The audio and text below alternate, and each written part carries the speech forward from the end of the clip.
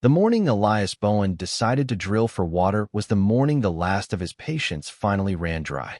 Not the dramatic kind of patience that breaks in a shout or a slammed door, but the quiet kind. The kind that wears down like a stone at the edge of a river, smooth and silent, and almost gone before anyone notices. He stood at the edge of his backfield before the sun had fully climbed above the tree line, looking out at the cracked earth that stretched away from him in every direction. The soil had the color of ash. It should have been dark, rich, ready to receive seed. Instead, it looked like the surface of something long dead, something that had given everything it had, and then some, and was now just waiting to be acknowledged in its exhaustion. If you're enjoying this story so far, don't forget to hit the like button and subscribe. Drop a comment telling me where in the world you're watching from. I love hearing from you. Elias pulled his hat off and turned it in his hands, a habit he had inherited from his father the way most men inherit silence, quietly and without ceremony. He was 51 years old, and he looked every year of it, not from vanity or neglect, but from decades of outdoor work, early mornings, and the particular kind of worry that never fully lets a farmer sleep. His hands were wide and calloused, mapped with old cuts that had healed into thin white lines. His eyes were a pale gray, the kind of eyes that had spent too much time squinting into sun and wind to look soft about anything anymore. The farm had been in his family for 3 generations. His grandfather, Harlan Bowen, had bought the land in 1947 after coming back from the war with a military discharge and a determination to put his hands into something that didn't involve guns. He had built the first structures himself, the original farmhouse, the long, low barn that still stood at the south end of the property, the stone well that had long since gone dry. Elias's father, Roy, had expanded the operation in the 1970s, running cattle and growing sorghum in years when the rains came the way they were supposed to. But the rains had not been coming the way they were supposed to. Not for a long time. The farm was 412 acres. In good years, that was enough. In Elias's father's time, that acreage had carried a herd of 60 head of Hereford cattle, a few dozen acres of grain sorghum, and 2 ponds that stayed full from late winter through August. Roy Bowen had not been wealthy, but he had been solvent. He had paid his bills in the same month they arrived, kept a modest savings account at the county bank, and spoken about the land the way men speak about things they expect to outlive them. "It'll still be here," he used to say, and it always sounded like a complete sentence, like it didn't need anything added to make it true. Then the first drought came. In the summer Elias was 19, and after that the word first became unnecessary because there was never a real end to measure the beginning of the next one against. The cattle operation had wound down by the time Elias's father got sick, more from the economics of water and feed than from any single disaster. The ponds had stopped staying full. The aquifer had begun its long retreat. What remained when Roy Bowen died 11 years ago and the land passed entirely to Elias was the house, the barn, a few acres of kitchen garden, a small herd of goats that Elias kept more from stubbornness than income, and the growing sense that the land was asking more from him than he could reasonably give. He had tried everything practical men try. He had taken courses through the extension office on dryland farming. He had converted the remaining cropland to native grasses for a federal conservation payment. He had sold off the back 40 to a hunting operation and used the money to repair the barn roof and pay down the property tax arrears. He had applied for every drought assistance program that the county, the state, and the federal government had ever offered and had received from them the particular combination of paperwork, delays, and partial disbursements that leaves a man neither helped nor refused, but simply worn down by the process of asking. None of it had been enough. None of it was ever quite enough. The aquifer that had once fed their well, fed the wells of half the county, had been dropping for years. The old hand pump in the yard had started pulling nothing but air 2 summers ago, and Elias had been hauling water in since then, driving the old flatbed truck into town 3 times a week to fill the tanks strapped to the bed, paying more for that water than he could reasonably afford, watching the numbers in his checking account sink toward zero the way the water table itself had sunk, slow but inevitable, with a kind of mathematical certainty that left no room for argument. The decision to hire a driller had not come easily. Nothing came easily to Elias Bowen. It was not stubbornness exactly, or pride, though there was some of both threaded through him. It was more the way a man who has learned that help often costs more than it saves becomes cautious about asking for it. He had thought about the drilling for almost a year, pricing it out, calculating depths, calling the county extension office, talking to neighbors who had done it. Most of them told him the same thing. Go deep enough and you'll find water. The trick is knowing how deep is. His neighbor to the east, Dale Hutchins, had drilled 240 feet the previous spring and come up with a strong well. His neighbor to the north, an older woman named Ruth Presley, who ran a small goat operation, had gone down 300 feet and hit nothing but dry rock. The county hydrogeologist had told Elias that his land sat in a transition zone, which was the polite way of saying no one really knew what was down there until you went looking. The drilling company he'd finally settled on, a two-man outfit run by a man named Garrett Pace, had quoted him $4,000 for the first 300 feet and more beyond that if needed. For $1,000. He had turned the number over in his mind for weeks the way you turn a smooth stone, looking for an angle that makes it bearable. His daughter Rosa had offered to help, had offered twice, and then a third time before he finally said no in a tone that closed the subject. Rosa was 28 and living in San Antonio, working as a medical billing specialist, sending him emails every few weeks with gentle suggestions about assisted living communities and reverse mortgages that he never opened, but also never deleted. She cared about him. He knew that. But care that came packaged as practicality had always felt to Elias like a kind of giving up, and he was not ready to give up. There had been moments over the past few years when he had come close.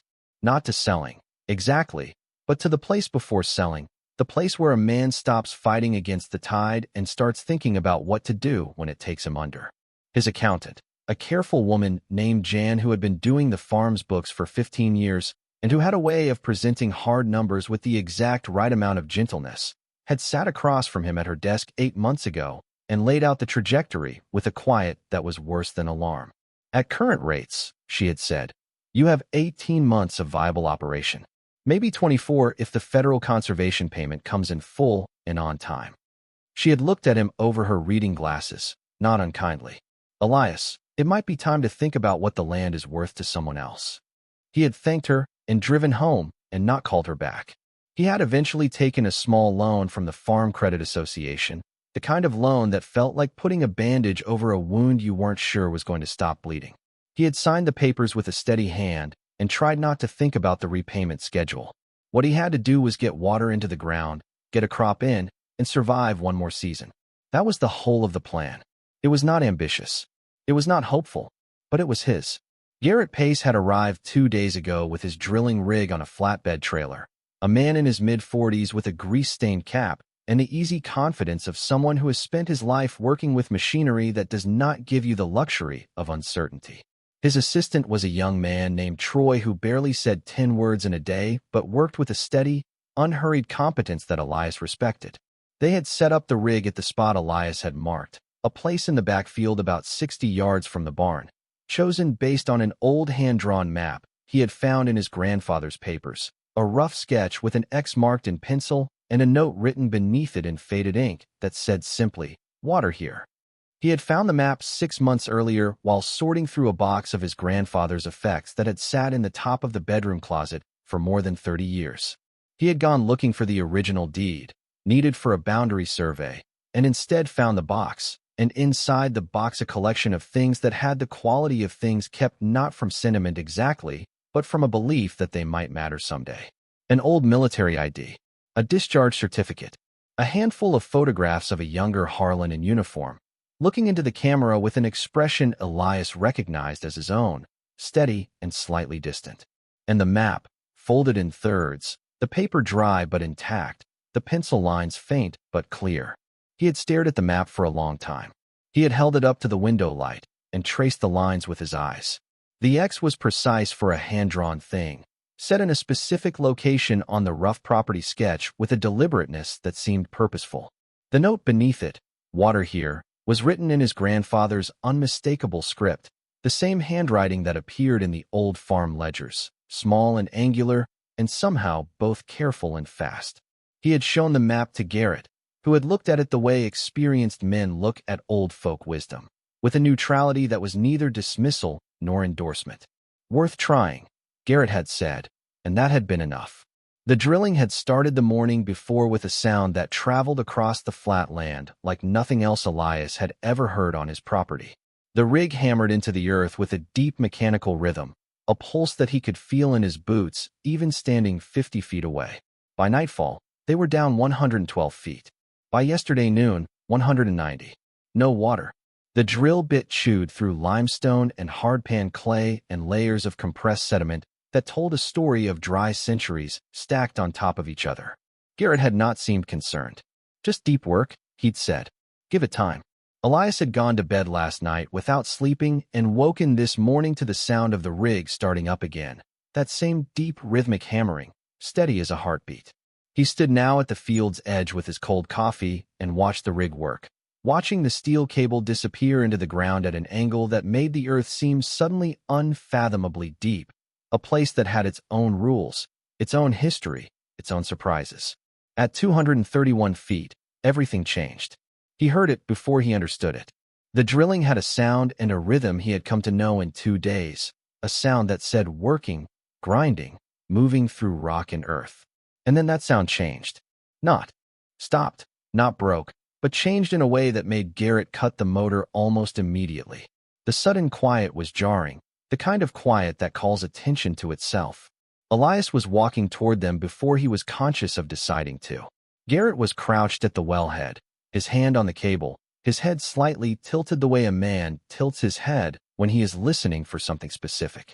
Troy stood back with his arms folded, watching. Something's down there, Garrett said without looking up. His voice was quiet and precise, stripped of any particular emotion. Water? Elias asked. Garrett shook his head slowly. No, something solid. Metal, I think. The bit struck it and bounced. You can tell by the resonance. He tapped the cable and a faint sound traveled up it, a clear, dense ping, completely different from the dull thud of stone. That's not rock. Elias stared at the wellhead. Could be old pipe. Old casing from a previous attempt. This property been drilled before? Not that I know of. Not in my memory. My grandfather drilled the original well by hand, closer to the house. Garrett stood up and wiped his hands on his jeans. Could be an old tank. Underground storage from farm equipment. Old fuel tank, maybe. We should go slow from here. If it's corroded metal and we punch through it, we could contaminate the water table if there is one below. Elias nodded. But something had shifted in him, a small and wordless alert, like an animal that catches a scent it cannot identify but knows is significant. He looked at the hole in the ground, the cable hanging down into it, and thought about his grandfather's map, the X in pencil, the note about water. His grandfather had been a careful man. He had not been the kind of man who drew things carelessly. They spent the better part of 2 hours working around the object below, using a smaller probe bit to map its edges without puncturing it. Garrett moved methodically, without hurry, describing what he felt through the cable in the language of vibration and resistance. The object was large, he said, much larger than a fuel tank. Maybe 8 feet across, maybe more. The walls felt thick. The resonance said sealed, not corroded. Whatever was down there was intact. Elias did not go inside for lunch. He brought out a sandwich he didn't eat and a water bottle he forgot to drink from. He stood and watched as Garrett and Troy worked the probe carefully around the perimeter of the thing below, their faces concentrated, their motions careful. When the shape had been roughly mapped, Garrett straightened and looked at Elias with an expression that was the closest thing to impress that his particular face could manage. It's a vault, he said. The word landed like a stone dropped into still water. A vault, Elias repeated. A steel vault. Buried at just over 230 feet. Someone put it down there deliberately. That's not an accident. That's not abandoned equipment. Somebody buried that thing and buried it deep. Garrett looked at the ground and then back at Elias. I don't know what's in it, but I know you need to call somebody before we go any further. Elias pulled out his phone. His hand was steady, but his mind was not. He was thinking about his grandfather, about the man who had built this farm, who had come home from a war and chosen this exact piece of ground, who had drawn an X on a map and written water here in a handwriting that Elias had looked at 100 times over the years. He was thinking about the way old men kept secrets, not from malice usually, but from a different relationship with time, one that believed the right person would come along eventually and understand without being told. He dialed 911. The dispatcher answered on the second ring, and Elias told her in clear and measured sentences what had been found.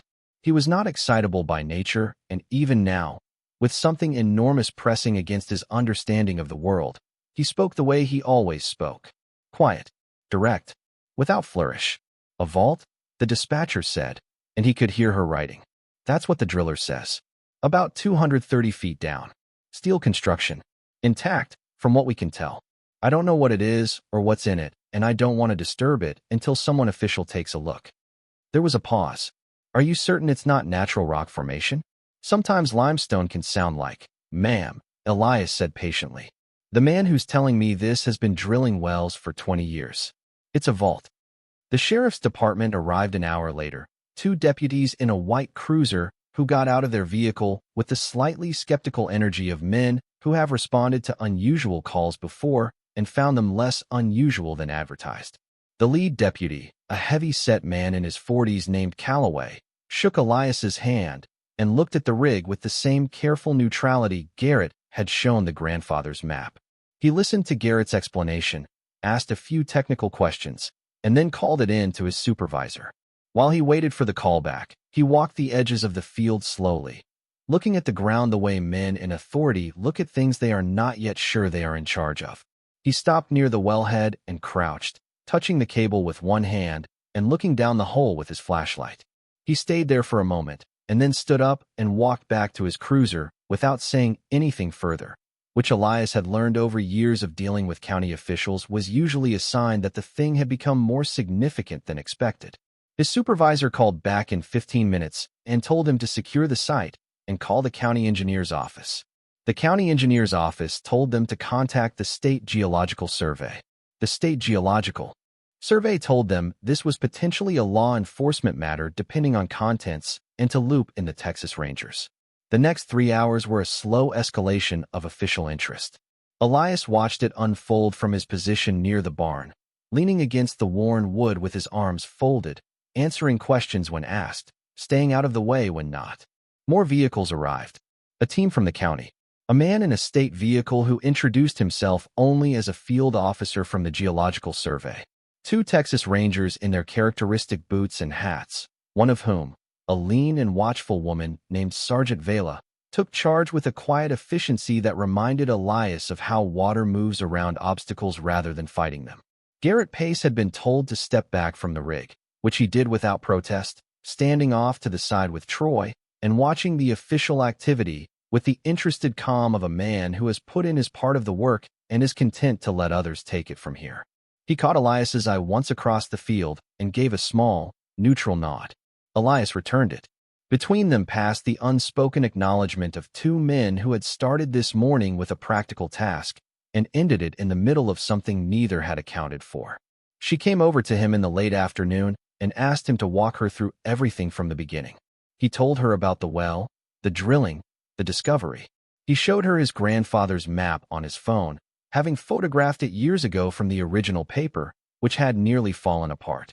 She looked at it carefully, said nothing, and handed the phone back. "Do you know of any reason someone might have buried a large steel vault on your property?" she asked. "No," he said. "My grandfather built this farm. He's been dead for 30 years. My father died 11 years ago. Neither of them ever mentioned anything like this." "Any history of the land before your grandfather?" "It was ranch land. Unincorporated. He bought it from an estate. A family named Cresswell." Vela wrote the name down. "We're going to bring in equipment to excavate," she said. "It will take time. I need you to understand that until we know what we're dealing with, everything on this property is under a temporary hold. You won't be able to farm this field." Elias absorbed this. "How long are we talking?" "I can't say with certainty. A few days at minimum. Possibly longer depending on what we find." He nodded once and looked out at the field, at the drill rig and the ring of official vehicles and the half-dozen people moving around in the heat of the late afternoon. The farm had seen many things over the years. Hard seasons and good ones. Animals born and died. 2 funerals, one of them his father's, with the casket carried through the south gate and the preacher reading from his worn Bible on the porch steps because there wasn't enough room inside for everyone who came. But it had never looked like this. "All right," he said. By the time the excavation equipment was brought in the following morning, Word had begun to move through the county the way word always moves in small places, fast and full of elaboration. Elias had said nothing to anyone beyond his conversation with the 911 dispatcher and Sergeant Vela, but Garrett Pace had mentioned it to his wife, who had mentioned it to someone at the feed store, who had mentioned it to someone at the diner, and by the time the sun was fully up the next day, the thing had already taken on a life considerably larger than the facts warranted. He had overheard two versions of the story at the gas station when he stopped for coffee that morning. In one version, the vault contained the remains of a person. In another, it was full of Nazi gold, a rumor that had no basis in anything but the human instinct to connect the presence of a buried metal container with the most dramatic possible explanation. He bought his coffee and said nothing and drove back to the farm, where the excavation crew was already setting up.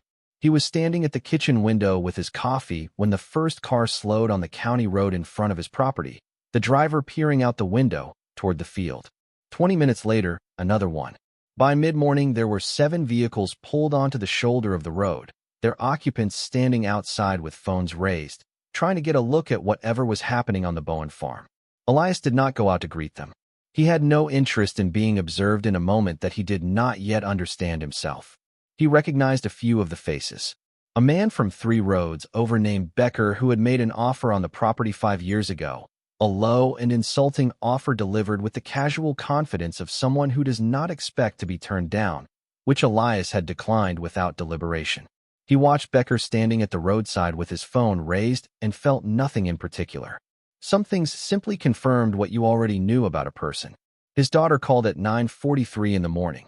She had seen something on a local Facebook group, a post from someone who had heard from someone that there was a big law enforcement operation on the Bowen property, and had he been arrested for something? No, Rosa, he said, with the flat patience of a man who has explained obvious things many times. I have not been arrested. He told her what had been found. He kept it simple, as he kept everything. A vault in the ground. Law enforcement involved. Excavation underway. Nothing known yet. There was a silence on her end of the line. Then, Dad. A vault. 200 feet underground. 231. Do you have any idea? No. None. Another silence. Then he heard something he rarely heard from his daughter, an absence of the efficient practicality that usually shaped her sentences. When she spoke again, her voice was softer. Are you okay? I'm fine, he said. And then, because she asked it the right way, I don't know what to think yet, is all. I'm coming, she said. He started to object and stopped. He found he didn't have the energy for it. Or perhaps just the will. You don't have to, he offered. I know I don't have to, she said. She would be there by evening. The excavation itself was slow, methodical, and nothing like the dramatic image the word might conjure. Heavy equipment from the county worked through the morning, digging carefully along the coordinates Garrett had mapped.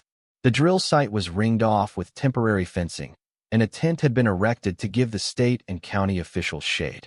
Sergeant Vela moved between the workers and the tent with that same steady economy of motion, never rushing, never pausing unnecessarily. Elias was not allowed inside the fence perimeter. He stood at its edge and watched. It was during the long hours of the excavation that the neighbors came to find him, not all of them, and not in a group, but one by one over the course of the morning, the way people come when they are drawn by curiosity but want to appear driven by concern. Dale Hutchins arrived first, technically his nearest neighbor and a man Elias had always gotten along with at the particular frequency of people who share a fence line and a set of mutual inconveniences. Dale looked at the vault excavation with wide eyes and said, Lord Almighty, Elias, you going to be all right? Elias said he thought so. Dale lingered for 20 minutes, asking careful questions that were really attempts to extract information, and when he realized Elias genuinely did not know more than he did, he eventually said his goodbyes and drove back down the county road, shaking his head in the particular way of a man who will be telling this story at the feed store for years. Ruth Presley came at noon, bringing a casserole in a glass dish with a foil cover, because Ruth Presley brought casseroles to every situation that exceeded the ordinary. She was in her early 70s, moved slowly but deliberately, and had known Elias's father well enough to have spoken at his funeral. She set the casserole on the porch without comment on its contents, and then stood beside him looking at the excavation. Your grandfather? she said after a while. Not a question, just the name, offered into the air. I don't know yet, Elias said. Ruth nodded as if that were a complete answer, which from her it might have been. She stayed longer than Dale had, not asking questions, just present. When she finally left, she patted his arm once, a small gesture that was more comforting than anything she could have said. The vault emerged from the earth in sections of its exposure, the way a photograph develops, not all at once, but in parts, each one clarifying the whole. First, the top surface of steel, dark with grime and soil, revealing itself to be not flat, but rounded, like the top of a cylinder. Then the sides as more earth was moved away, curving down and out with the clean precision of something manufactured to exacting specifications. The scale of it made Elias revise his understanding of what he was looking at. It was not what came to mind when he heard the word vault, not a safe or a box. It was a structure, a deliberate, engineered, cylindrical chamber buried vertically in the ground. It was, he would later learn, approximately 9 feet in diameter and 11 feet in depth, the top sealed with a steel hatch that had been welded shut and then coated with a material designed to resist corrosion. The exterior showed no significant rust. Whoever had built it had intended it to last. When the top of the hatch was fully exposed, Sergeant Vela came over to where Elias stood and looked at him steadily. You need to be prepared for several possibilities, she said. Some of them are not pleasant. Sealed chambers like this have been found before. They don't always contain treasure. He understood what she meant. He had thought of it himself during the long, sleepless minutes of the previous night. He had made himself sit with the worst version of the possibilities before letting any of the better ones in. He had been thorough about it, the way he was thorough about most things, not rushing past the hard thoughts, but giving them their due, which was the only way to move through them cleanly. I know, he said. We're going to open it now, she said. He nodded. The welding crew that had been standing by moved in with their equipment, and the sound of cutting filled the afternoon air, a high, bright sound completely unlike the deep rhythm of the drilling. Small sparks drifted against the blue sky. The crowd of observers on the road had grown considerably, and Elias could hear the distant murmur of voices and the sound of phones recording. He did not look at them. He looked at the hatch. When the cutting was done and the weld broken, 2 men in coveralls worked levers along the hatch ring until there was a deep exhalation of pressurized air, the sound of a seal releasing. A breath held for decades finally let go. The hatch swung open. The people nearest to it stepped back involuntarily, some primitive reflex of caution, and then immediately stepped forward again, drawn by the older and stronger instinct of curiosity. Sergeant Vela was the first official to look inside. She shone a powerful flashlight into the opening and held still for several seconds. Elias watched her face. He had a farmer's instinct for reading weather and for reading people. What he saw in her expression was not horror, not disappointment, and not the careful neutrality of someone hiding a reaction. What he saw was something that on the face of a woman who had clearly been trained not to react visibly was nevertheless unmistakable. Genuine surprise. She looked up from the hatch and found his eyes across the distance. And she said 2 words that would change everything Elias Bowen had ever understood about his family, his farm, and the meaning of the ground beneath his feet. Mr. Bowen, she said, her voice carrying clear and level across the heat of the afternoon. You need to come look at this. Elias had been inside the fence perimeter now for 4 minutes, and every second of it felt like something that was happening slightly outside of time, in the kind of suspended moment that the mind records with unusual clarity because it understands, even before the rest of the person does, that this is one of the memories that will stay. He stood at the edge of the open hatch and looked down. The vault was lined with a steel framework, shelving systems built into the cylinder's interior with the same precision that had gone into its construction. And on those shelves, sealed in airtight containers of thick, clear material that had yellowed slightly but held, were stacks of paper. Documents. Hundreds of them, maybe more, organized in bundles bound with material that had kept its tension despite the decades. Between the document containers, arranged in a pattern that suggested careful intention rather than overflow, were other objects. Metal boxes, small and uniform. A row of what appeared to be oil paintings sealed in protective casings. Along the base of the cylinder, arranged in a ring, were cases, military grade, the kind used for equipment transport, each one latched and sealed. The whole of it had the feeling of a deliberate archive. Someone had not thrown things into this vault in haste. Someone had built this chamber, lowered things into it with care, organized them with a system, and sealed it against time with the specific intention that time would not win. Elias crouched slightly at the edge of the hatch and looked more carefully at the nearest shelf. The document containers were arranged with precision. Some were labeled on their sides with handwritten tags still visible through the clear casing. Dates mostly, running from the mid-1940s to what appeared to be the mid-1960s. The labels were in a handwriting he recognized. He had seen it on the map. He had seen it in the farm ledgers. He had seen it on the birthday cards his grandfather had sent to him as a child, careful and angular and unmistakably deliberate. His grandfather had made this.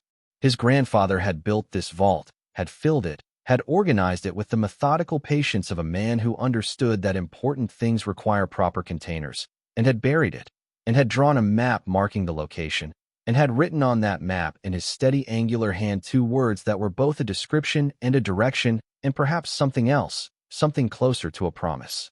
Water here. Not water as in the thing you need to survive a drought. Water as in the thing you need to survive. The nourishment. The sustenance. The thing that makes the ground give life instead of taking it. Sergeant Vela was watching him from a few feet back. Not crowding him, just present. He appreciated that.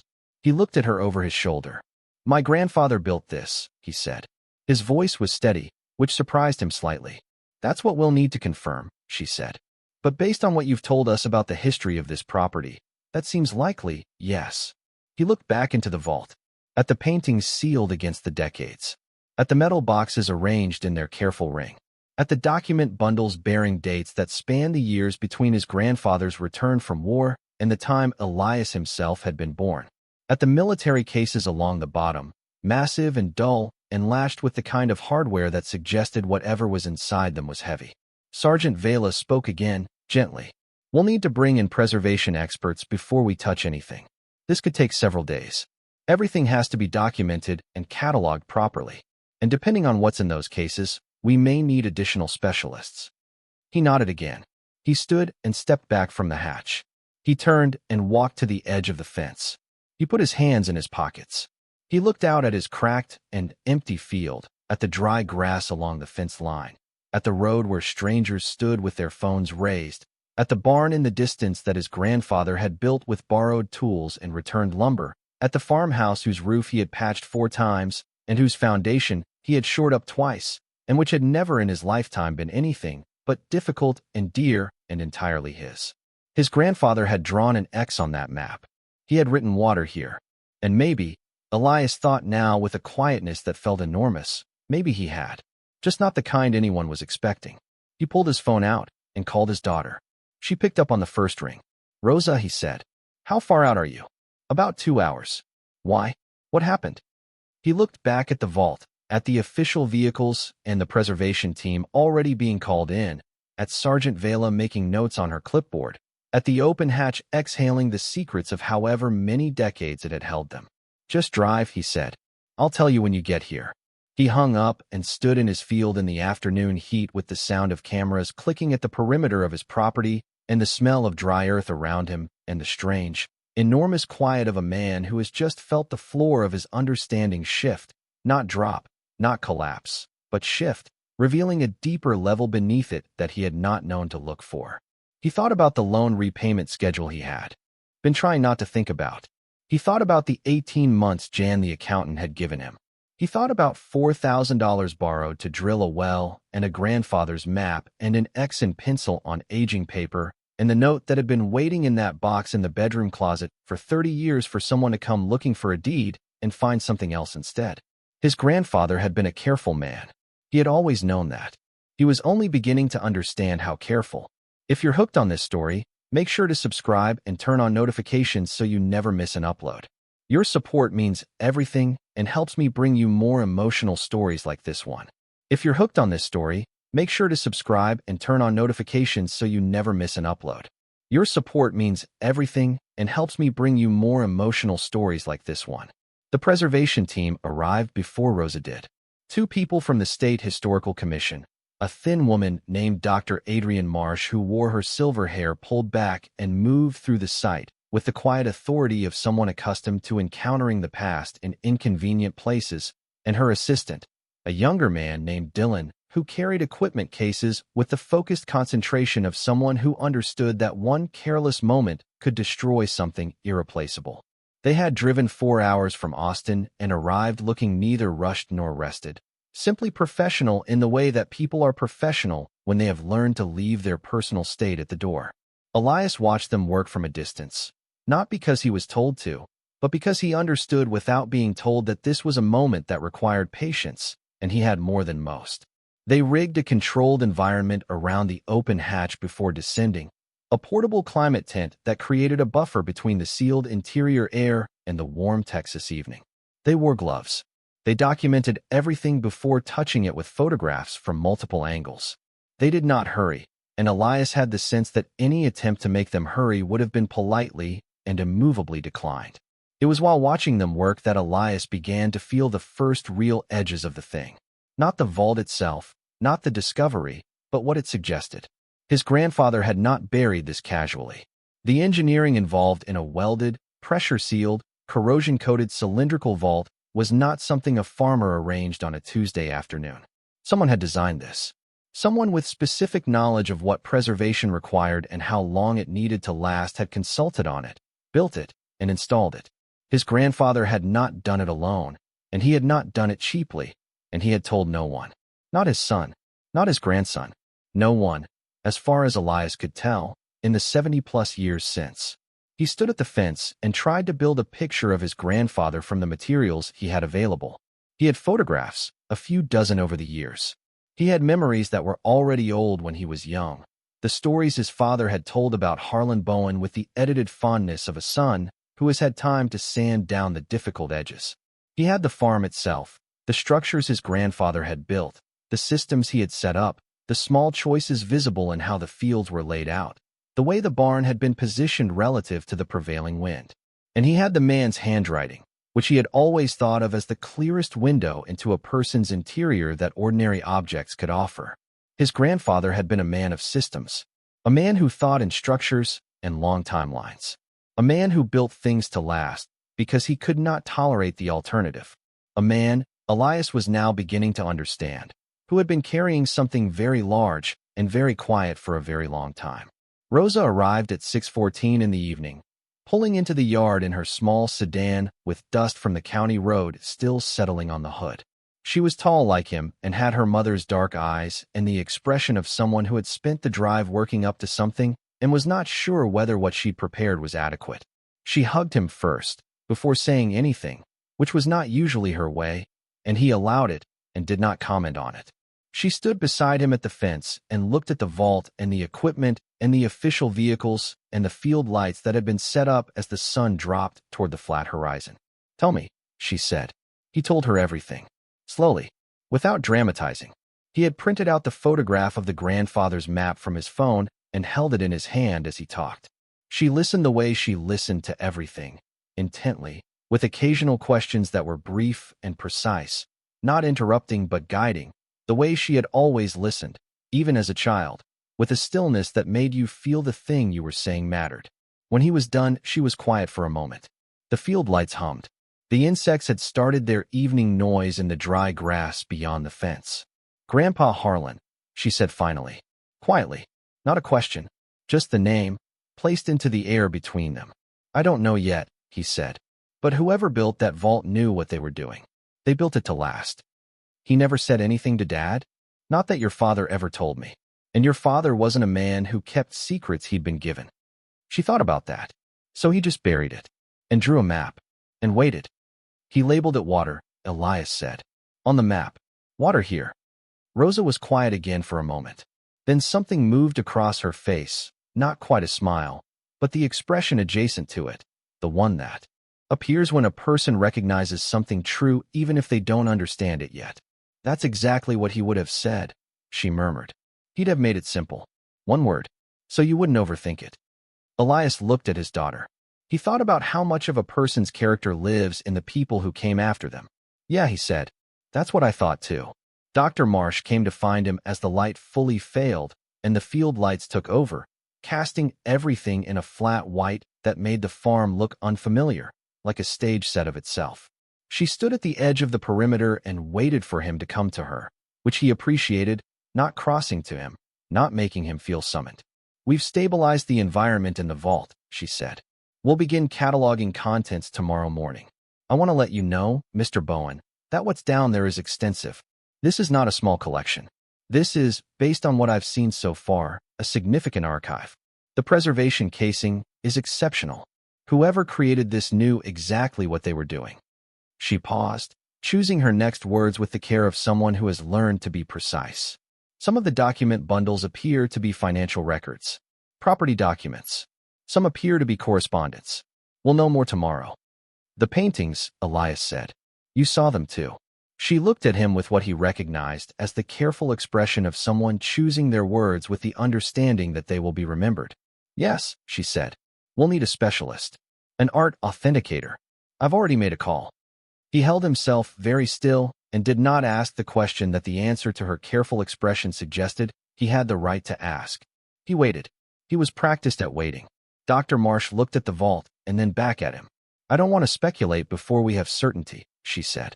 "But I will say that there appears to be a significant canvas in one of the protective casings with what looks like a very early 20th century origin. Possibly older. I am not an art specialist. I know what I am looking at well enough to know that someone should look at it who is, and that person should arrive as quickly as possible." He thanked her, and she returned to her work.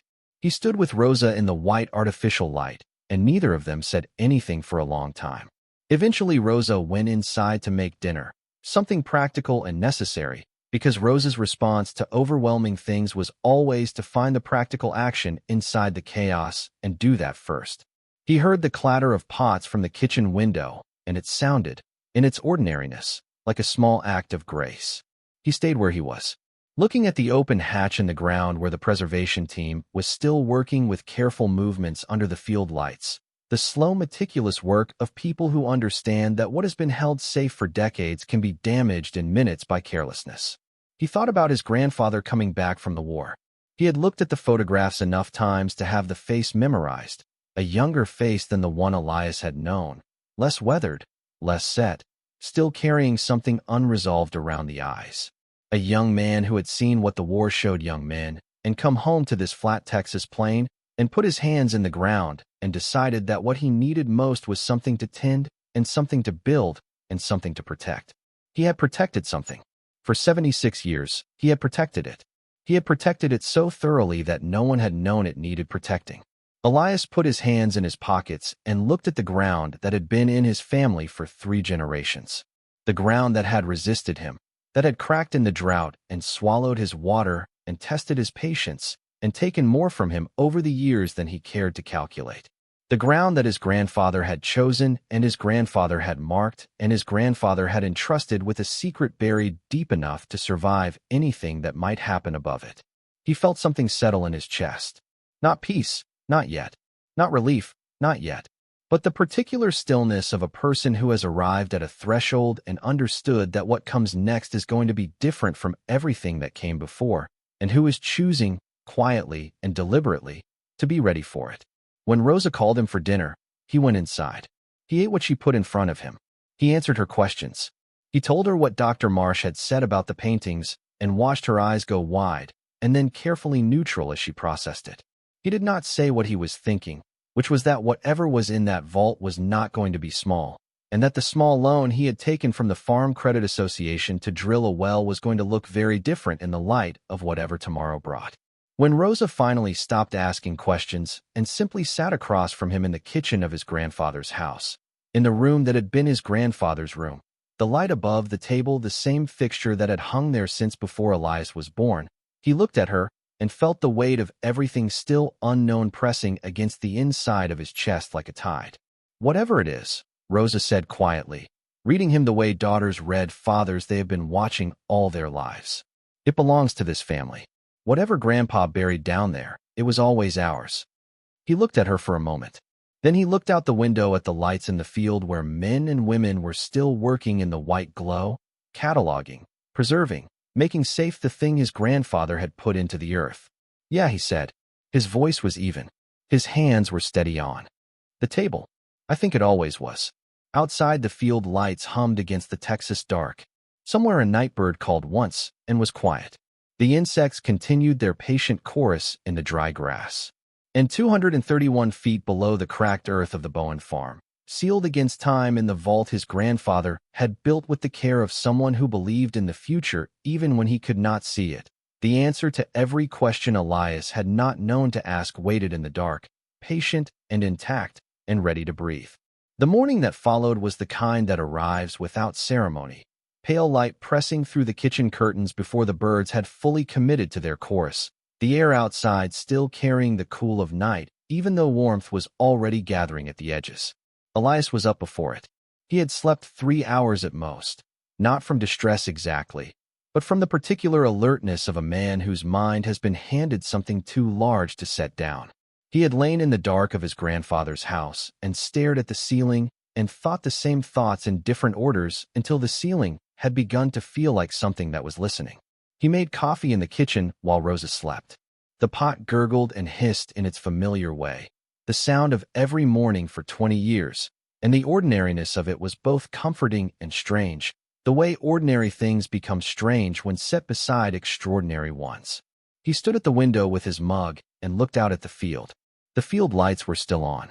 2 figures moved near the vault in the early gray light, Dr. Marsh and her assistant, already at work before the sun had committed to rising. He thought about the phone calls he would need to make.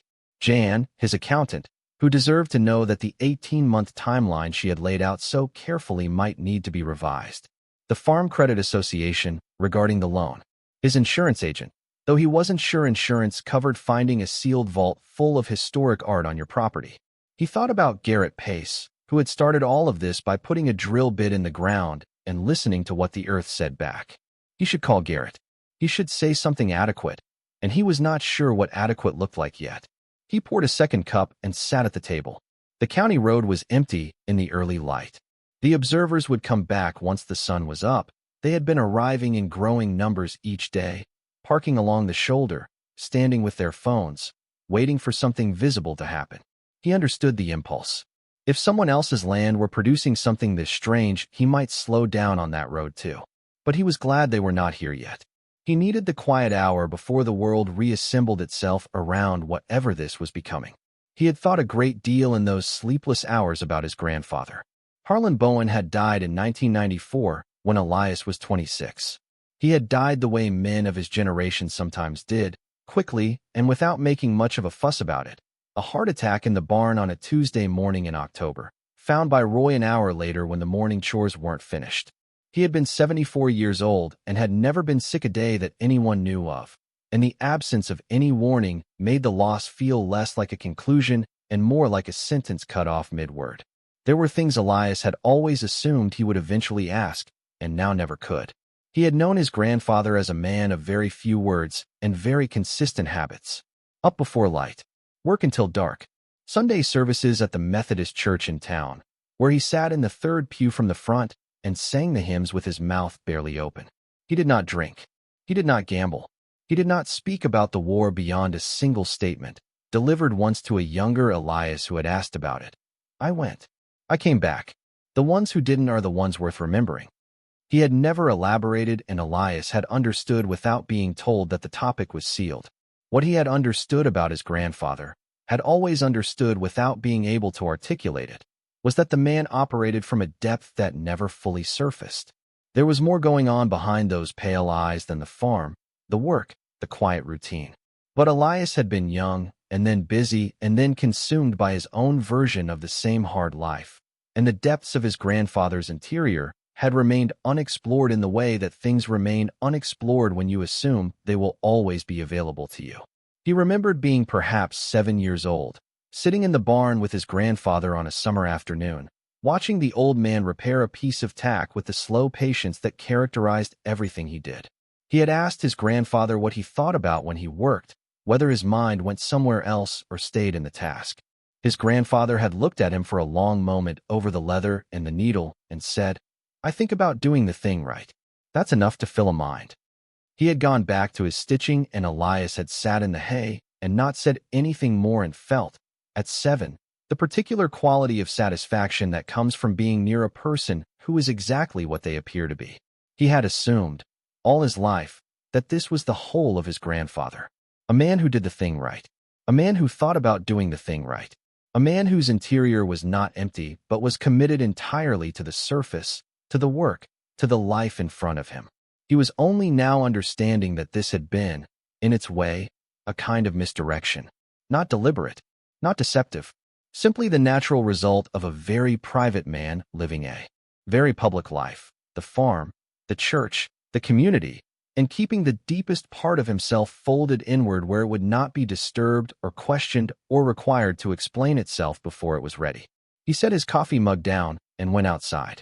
Dr. Marsh looked up from her work as he approached. She had the alert, contained expression of someone who had been awake and productive long enough to have moved past tired into a second wind. "Good morning," she said. "We've made significant progress. I'd like to walk you through what we've found, if you have a few minutes." He had all the minutes she needed. They went to the tent that had been erected beside the vault, a controlled space where the temperature was being managed and the contents were being processed with the careful attention of people who understood that what they were handling had survived against considerable odds and deserved to keep surviving. Items had been brought up in their protective casings and laid out on examination tables. The document bundles, the metal boxes, a few of the military cases still sealed, waiting for the right specialist, and the paintings. 3 of them had been brought up so far, still in their protective coverings, but stood upright against a portable frame, the coverings partially removed at the corners to allow examination without full exposure. Dr. Marsh began with the documents. The bundles, she explained, were organized by category and date. The earliest ones went back to 1948, 1 year after Harlan Bowen had purchased the farm. They were correspondence, letters between Harlan and a lawyer in San Antonio named Clifton Reeves, whose practice had apparently specialized in property law and estate matters. The letters were dense with legal language that Dr. Marsh had been working to summarize, but the outline of what they described was already clear. Before Harlan Bowen had bought this land, it had belonged to a family named Cresswell. Edgar Cresswell had been a rancher and a collector, a man of considerable wealth in the 1920s and 1930s who had assembled over the course of his life a collection of artworks, documents, and investment instruments that were stored on the property in a manner he considered safer than any bank. He had not trusted banks, the letters suggested, an attitude that the Depression had done nothing to discourage. He had died in 1946 without a clear will, and the estate had been tangled in a probate dispute between distant relatives who neither knew the full extent of the collection nor were particularly inclined to look carefully.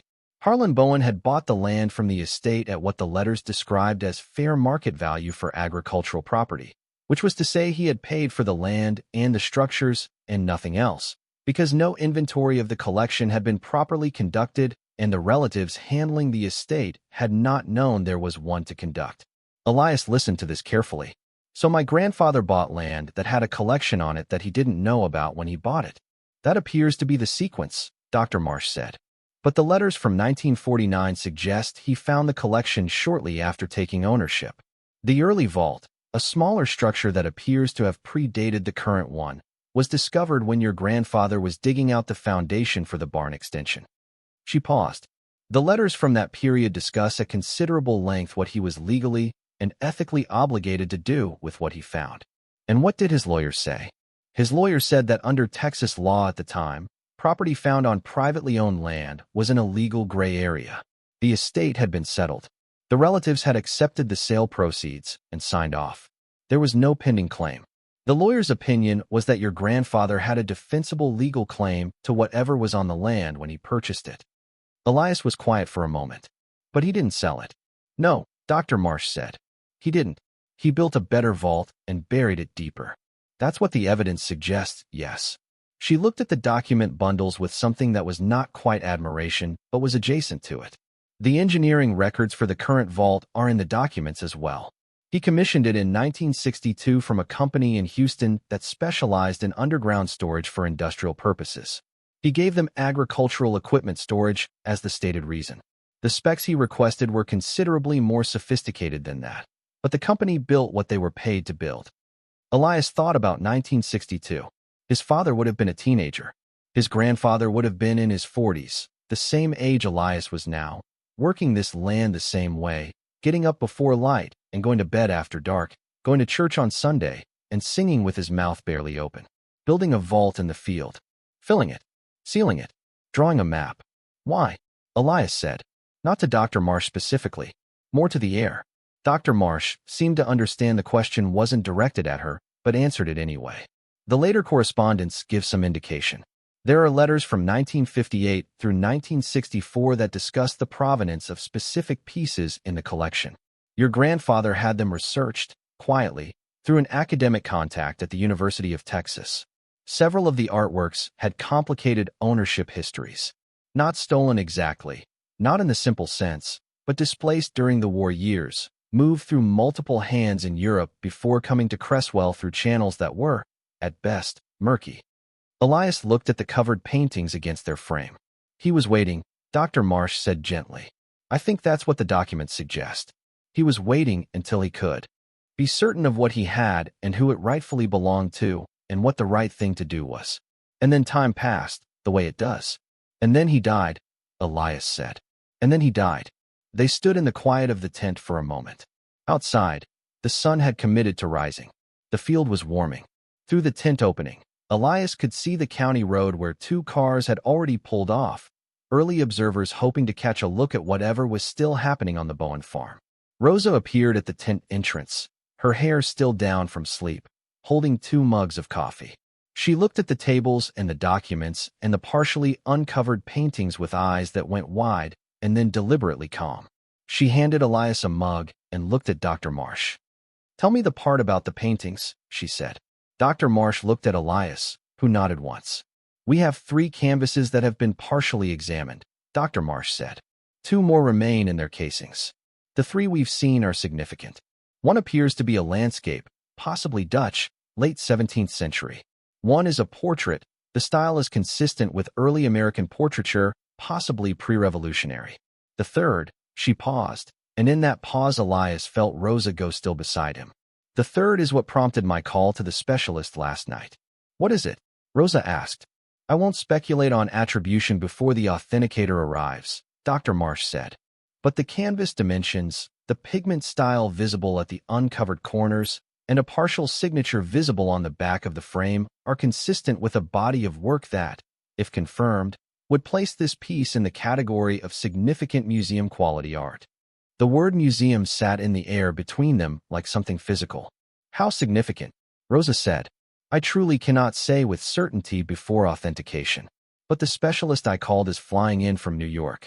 She canceled her morning meetings. Dr. Marsh looked at them both steadily. People who cancel their morning meetings to fly to rural Texas are not doing so for unremarkable paintings. Elias drank his coffee. It had gone lukewarm, but he didn't notice. The art specialist arrived that afternoon. Her name was Dr. Cecilia Fong, and she was a compact, precise woman in her late 50s who wore reading glasses on a chain and carried a case of examination equipment that she handled with the particular possessiveness of someone for whom the tools are an extension of the work itself. She greeted Elias and Rosa with the distracted courtesy of a person whose attention is already elsewhere, which in this case was understandable because her attention was already, clearly, on the tent and on what was inside it. She spent 40 minutes with the 3 uncovered canvases before saying a single substantive word. Elias and Rosa waited outside the tent in the heat, not talking much, watching the county road where the line of parked observer vehicles had grown to 11. A news van had appeared, a local affiliate from the city, and a camera operator was setting up near the roadside fence. Sergeant Vela had arrived during the morning and was speaking with the news crew, her body language making clear without apparent hostility that they would be remaining on the public right-of-way. She had also brought with her, somewhat unexpectedly, a deputy whose sole task appeared to be maintaining a log of every person who entered and exited the examination perimeter, which struck Elias as the kind of thorough bureaucratic precaution that was either unnecessary or exactly right, and he did not know which yet. Dale Hutchins appeared at the property fence mid-morning, having apparently decided that casual concern required another visit. He stood at the fence with his hat in his hand and looked at the activity with the wide, careful eyes of a man recalibrating his understanding of his neighbor. He did not say much. He said enough. He said, "Never would have guessed," in a tone that was not unkind, but that contained the specific quality of a person who is aware they have been standing next to something significant without knowing it. Elias said, "I wouldn't have either," which was true and which seemed to satisfy both of them. When Dr. Fong emerged from the tent, she found them where they were standing and looked at Elias with an expression that he would later describe to Rosa, when they were alone and had space to talk about it, as the expression of a person who has just confirmed something they suspected but still needed a moment to believe. "Mr. Bowen," she said, "can we sit somewhere?" They sat in the farmhouse kitchen. Dr. Fong put her examination case on the floor and folded her hands on the table and looked at Elias with the directness of someone who respects a person enough not to soften what they are about to say. "The third canvas," she said. "The large one." "Yes," Elias said. "I've examined the pigment, the canvas weave, the ground layer, the craquelure pattern, and the partial signature on the reverse.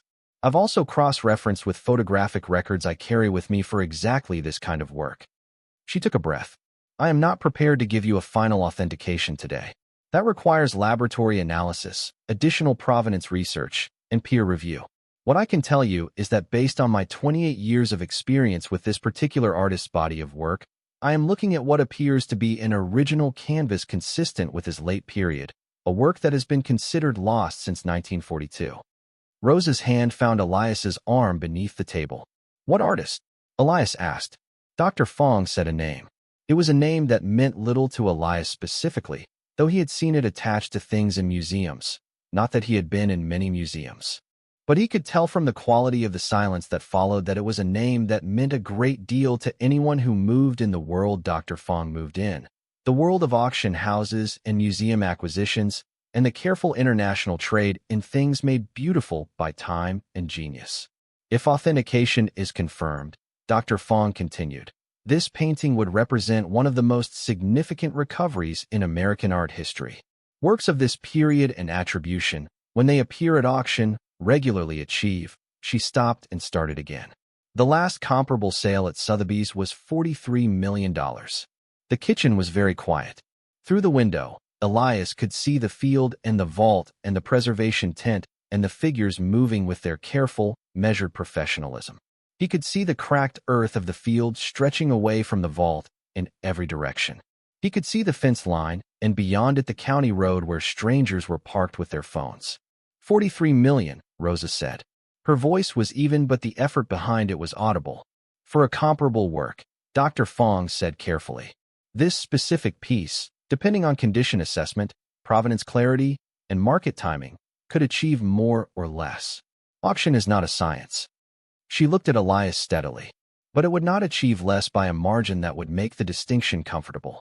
Elias looked at the table. He was doing arithmetic, the way he always did arithmetic, automatically and without ceremony. The farm loan, the back property taxes, Jan's 18-month timeline, the cost of a new well, which he still did not have, the repairs the house needed, the things his father had deferred and his grandfather before him.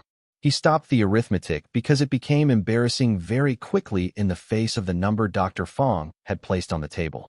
And the other two, he said. The Dutch landscape is genuinely old and genuinely good. I'd estimate 7 to 12 million at auction, pending full examination. The portrait is interesting. I'll need more time with it. She looked at him over her reading glasses. Mr. Bowen, I need to ask you directly. Do you have any documentation of the Cresswell collection? Any inventory, any record of what Edgar Cresswell acquired and when?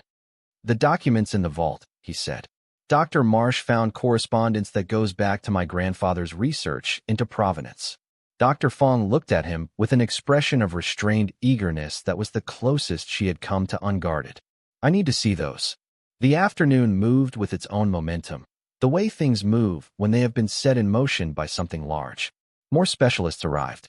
A provenance researcher who worked for an international art recovery organization arrived from Dallas and went immediately into the document tent. A financial forensics expert from the state attorney general's office arrived to examine the investment documents in the metal boxes, which turned out to be bearer bonds, a form of financial instrument no longer issued but historically significant and, if genuine and legally clear, potentially valuable in the range of several million more. Elias and Rosa moved through it all with the slightly stunned quality of people in the middle of something they cannot yet see the full shape of. They answered questions. They signed authorization forms. They stood back and let the experts do what experts do. They ate the casserole Ruth Presley had brought, which tasted like nothing specific because neither of them was tasting anything specific, and drank the coffee that seemed to be materializing constantly in the kitchen from sources Elias could not account for.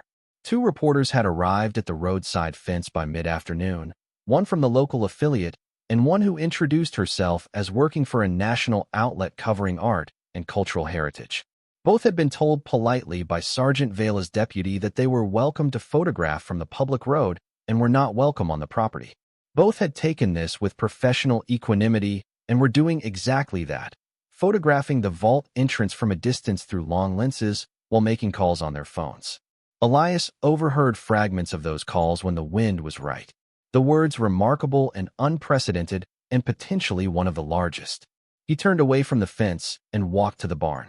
At 4 in the afternoon, Sergeant Vela came to find him where he had retreated, needing for 20 minutes the familiar smell of old wood and oil and the quiet of a space that did not require anything of him. He was sitting on a bale of hay that had been there long enough to have gone gray and was looking at the barn floor, which was the same floor it had always been. She stood in the barn doorway and looked at him with the same steady calm she had maintained through all of it. There was something in her posture that reminded him of his grandfather, that quality of being exactly as much as the moment required and no more. "How are you doing?" she asked. "I don't know yet," he said. Which was the truth. She nodded. "You should know that the legal situation is being reviewed by people who know what they're looking at. The Cresswell estate was settled decades ago. Your grandfather's lawyer corresponded with the probate court at the time. There's a paper trail that supports the position that your grandfather came into possession of the collection legally, if unusually." She paused. "Some of the artworks may have displaced ownership claims from European families affected by the war. Those cases will need to be examined individually, and some may be resolved in favor of returning pieces to their original owners or their heirs." Elias looked at her. "That's the right thing," he said. He said it the way he said most things, without decoration, as a statement of fact rather than virtue. "I thought you'd say that." She almost smiled. "The remainder, the pieces with clear legal history, would belong to the estate of Harlan Bowen, which means they would belong to you." He sat with that for a moment. Outside the barn, the afternoon was loud with the activity of people who had come from elsewhere to document and evaluate what had been sitting under his field in the dark for half a century. His field that had been cracking in the drought. His farm that had been dying by degrees. The farm Jan had given 18 months, which at the time had felt like a generous estimate, and now felt like a story from another life. "The investment documents," he said. "The bonds. The forensic accountant will have a preliminary assessment tomorrow, but what she's seen so far is consistent with genuine bearer bonds from the mid-1950s, issued before the form was regulated out of existence. Some may have matured and accrued value. Some may have complications. It takes time to work through." "How much time?" "Months, possibly. Legal processes move at their own speed." She looked at him directly. "But Mr. Bowen, I want to be clear about something. Even with complications, even with repatriation claims on some of the artwork, even with the legal process taking as long as it takes, what is in that vault represents a very significant sum of money. I am not in a position to give you numbers because I am not a specialist in these things. But the people who are specialists in these things are not using small words." Elias looked at the barn floor, at the dust and the old straw and the particular quality of light that came through the gap in the barn boards at late afternoon, the same quality of light that had been coming through that gap for as long as he could remember. He had patched the exterior of that gap twice, and it had opened again both times, as if the barn had an opinion about the light and intended to keep it. "My grandfather knew," he said. "It was not a question. The documents suggest he had a reasonable understanding of what he had. Yes. He could have sold it. Quietly. A long time ago." Vela was quiet for a moment. "Probably yes." "He didn't." "No." Elias thought about his grandfather sitting in the third pew at the Methodist church with his mouth barely open. He thought about the man who had said the ones who didn't come back were the ones worth remembering, and then sealed the conversation with a quietness that was not coldness but respect.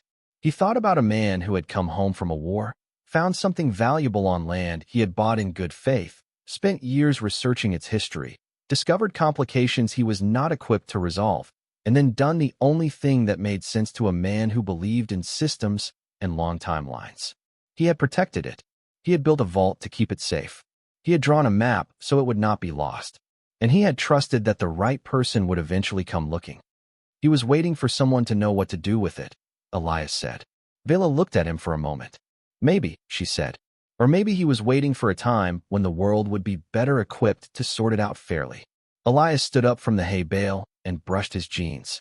He looked around the barn, at the structure his grandfather had built, the beams fitted with the kind of precision that takes patience and skill and a certainty about what you are making that does not require an audience.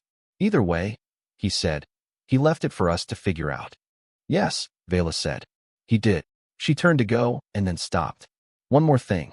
The military cases at the base of the vault. We're opening them this evening. I wanted you to know before it happened. He nodded. I'll be there. The news van had gone by evening, but not before the camera operator had gotten footage of the vault entrance and an interview with Sergeant Vela that would air the following morning on the regional broadcast. Elias had declined to speak to the reporter, not from hostility, but from the same instinct that had kept him inside when the observers gathered on the road. This was not yet a thing he understood well enough to talk about, and he had never been a man who talked about things he didn't understand. The news van had gone by evening that first day, but not before the camera operator had gotten footage of the vault entrance and an interview with Sergeant Vela that would air the following morning on the regional broadcast. Elias had declined to speak to the reporter, not from hostility, but from the same instinct that had kept him inside when the observers first gathered on the road. This was not yet a thing he understood well enough to talk about, and he had never been a man who talked about things he didn't understand. The story that ran the next morning was accurate in its facts and incomplete in its meaning, the way news stories about complicated things usually are. Buried vault found on Harlan County farm. Art and documents discovered. Estimated value unknown.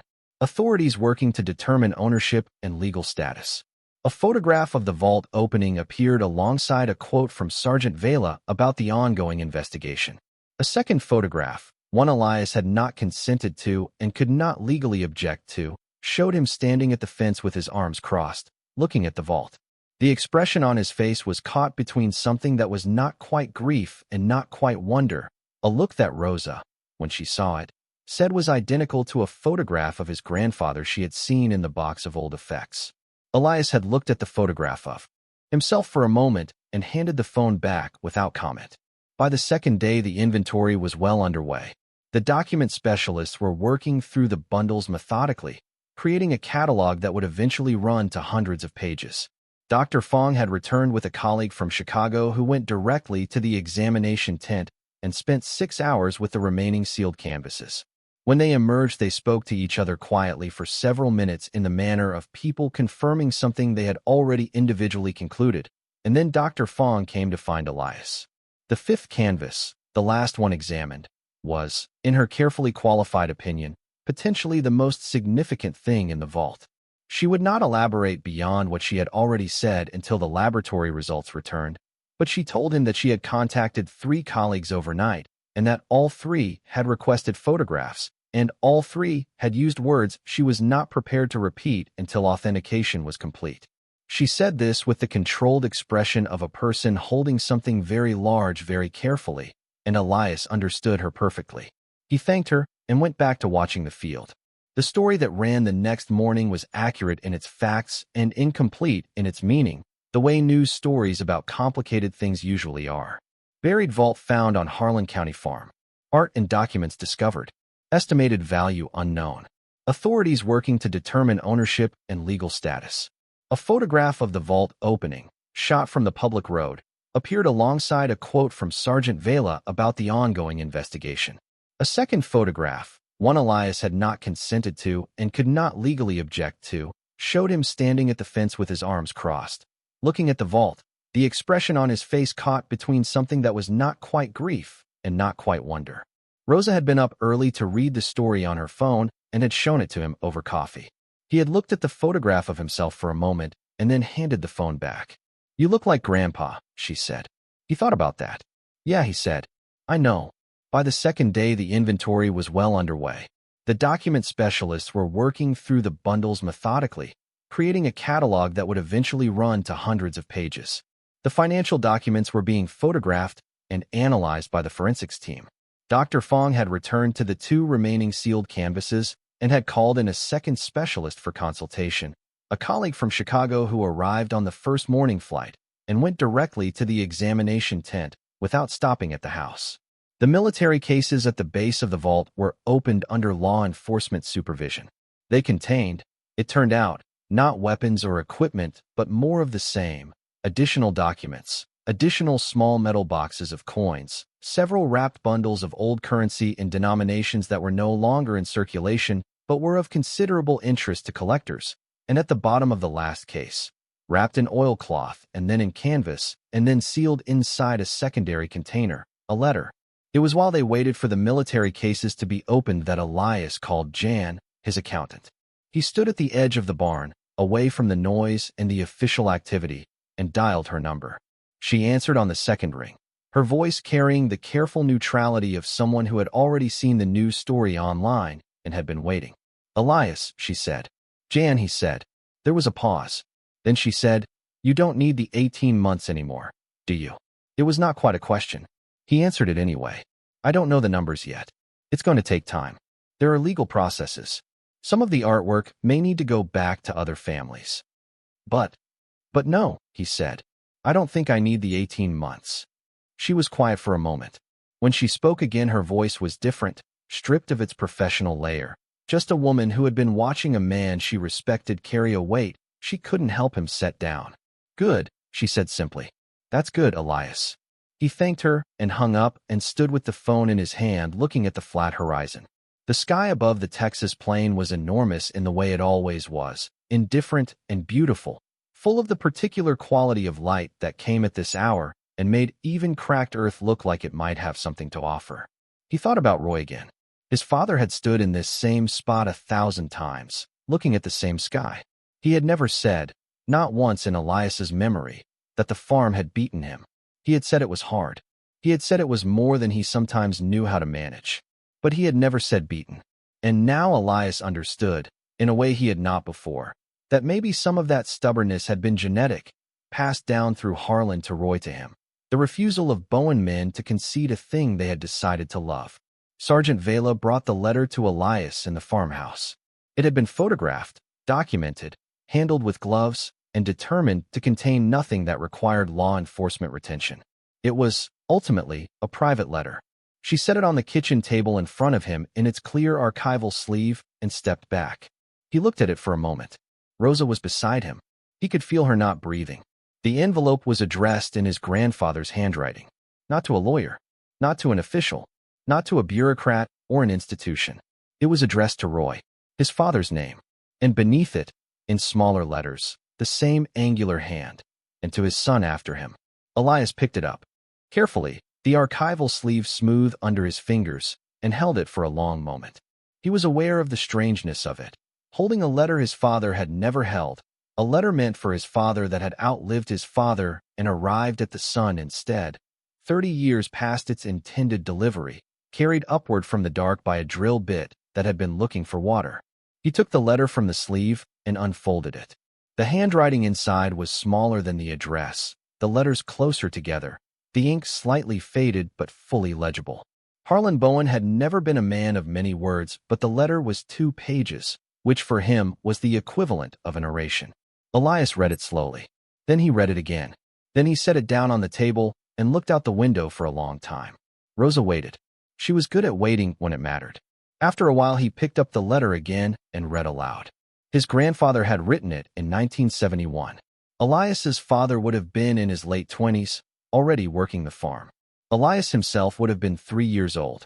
The letter began without preamble, because Harlan Bowen had not been a man for preamble. Roy, by the time you read this, I will likely be gone. I want to tell you about something I have kept from you, not from dishonesty, but from the same reason a man keeps a loaded gun in a safe. Not because he doesn't trust his family, but because he knows the weight of the thing and wants to be sure before he hands it over. He wrote about the Cresswell collection. He wrote about finding it, about the smaller vault, about the decision to build the larger one and move everything into it. He wrote about the years of research into provenance, the letters with the San Antonio lawyer, the consultation with the university contact, the slow piecing together of what he had and where it had come from. He wrote about the war paintings, which he named specifically, and about a conversation he had in 1963 with a man from a Jewish heritage organization who had helped him understand that some of what he held might belong to families who had lost everything in Europe, families who might still be searching. "I cannot resolve this alone," he had written. "I do not have the connections or the knowledge or the standing to do what is right with this without making mistakes I cannot undo. So I am keeping it safe until the world is better organized to sort it out.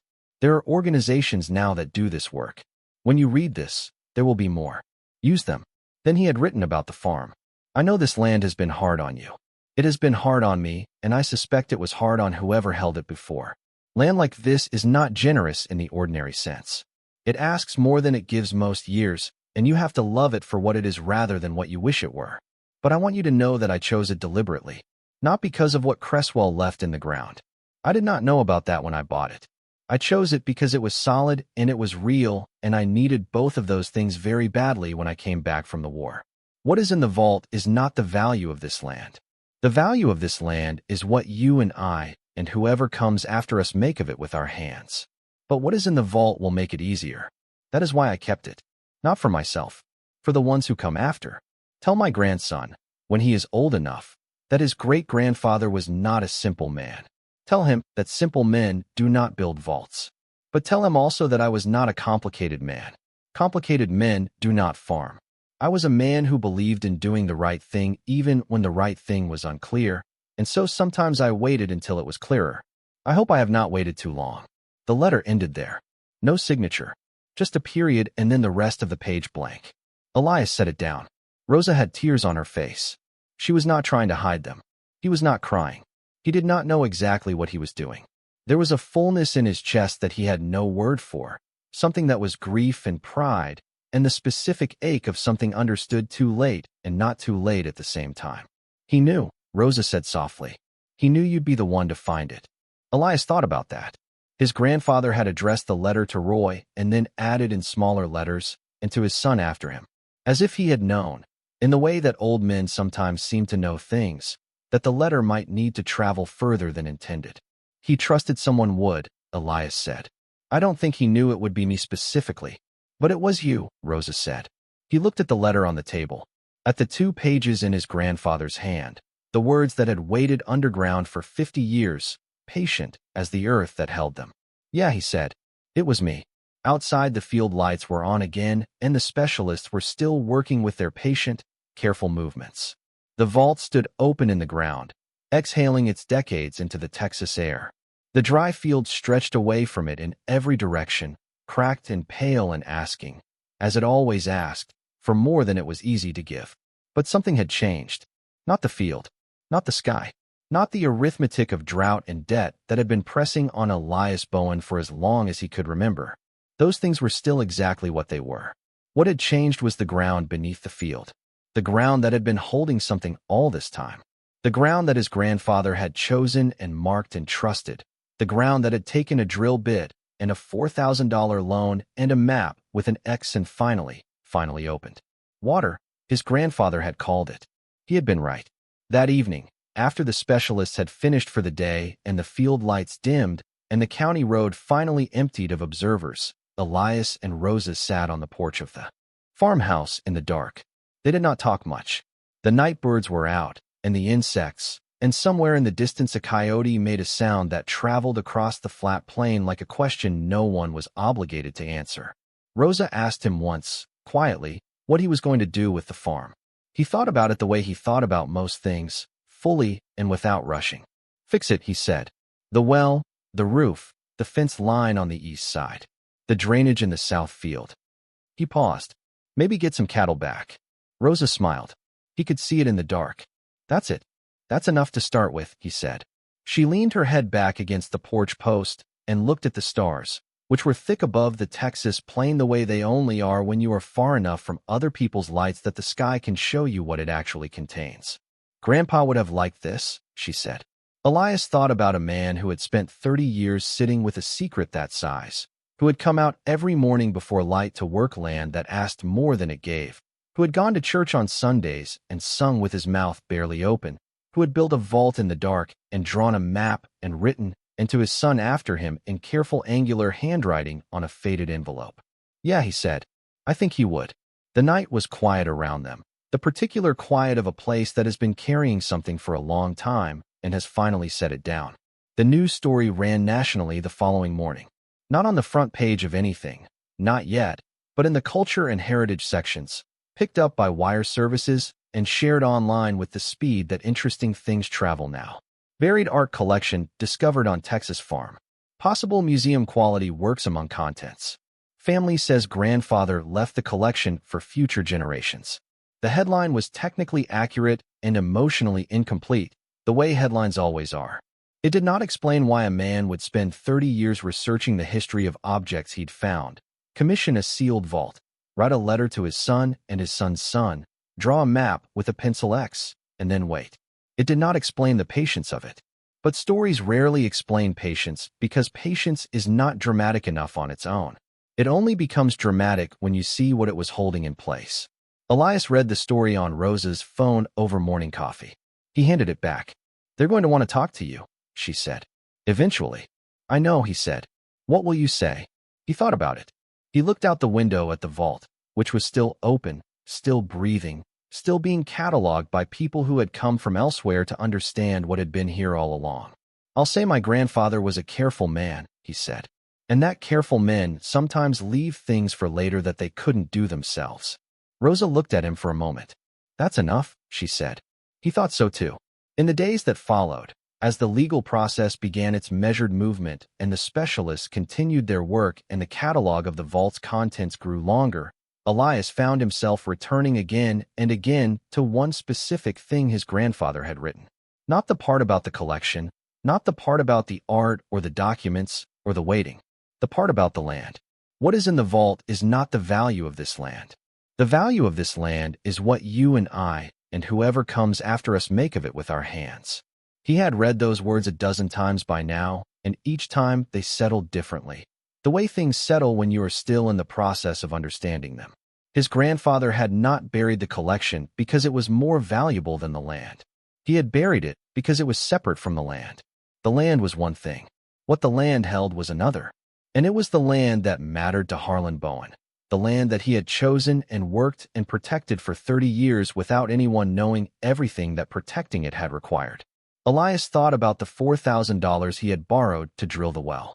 He thought about the day he had stood at the edge of this field before the sun was fully up, holding cold coffee and looking at cracked earth and calculating how much longer he could hold on. He thought about the patience required to hold on, the specific, unglamorous, daily patience of a man who gets up when it's still dark and goes to bed when it's still too full of tomorrow to sleep easily, who patches what he can and defers what he can't and keeps going without any particular evidence that keeping going will change anything. His grandfather had done that for 30 years with a secret in the ground. Elias had done it for 20 with no secret at all. Maybe that was the point. Maybe Harlan had known something about perseverance that he had tried to communicate not in words, not in the letter, but in the act of burying the letter and waiting.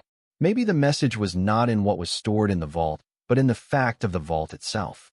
The faith required to build something for the future without knowing who the future would be. He went inside and poured a glass of water and stood at the kitchen window looking at the field.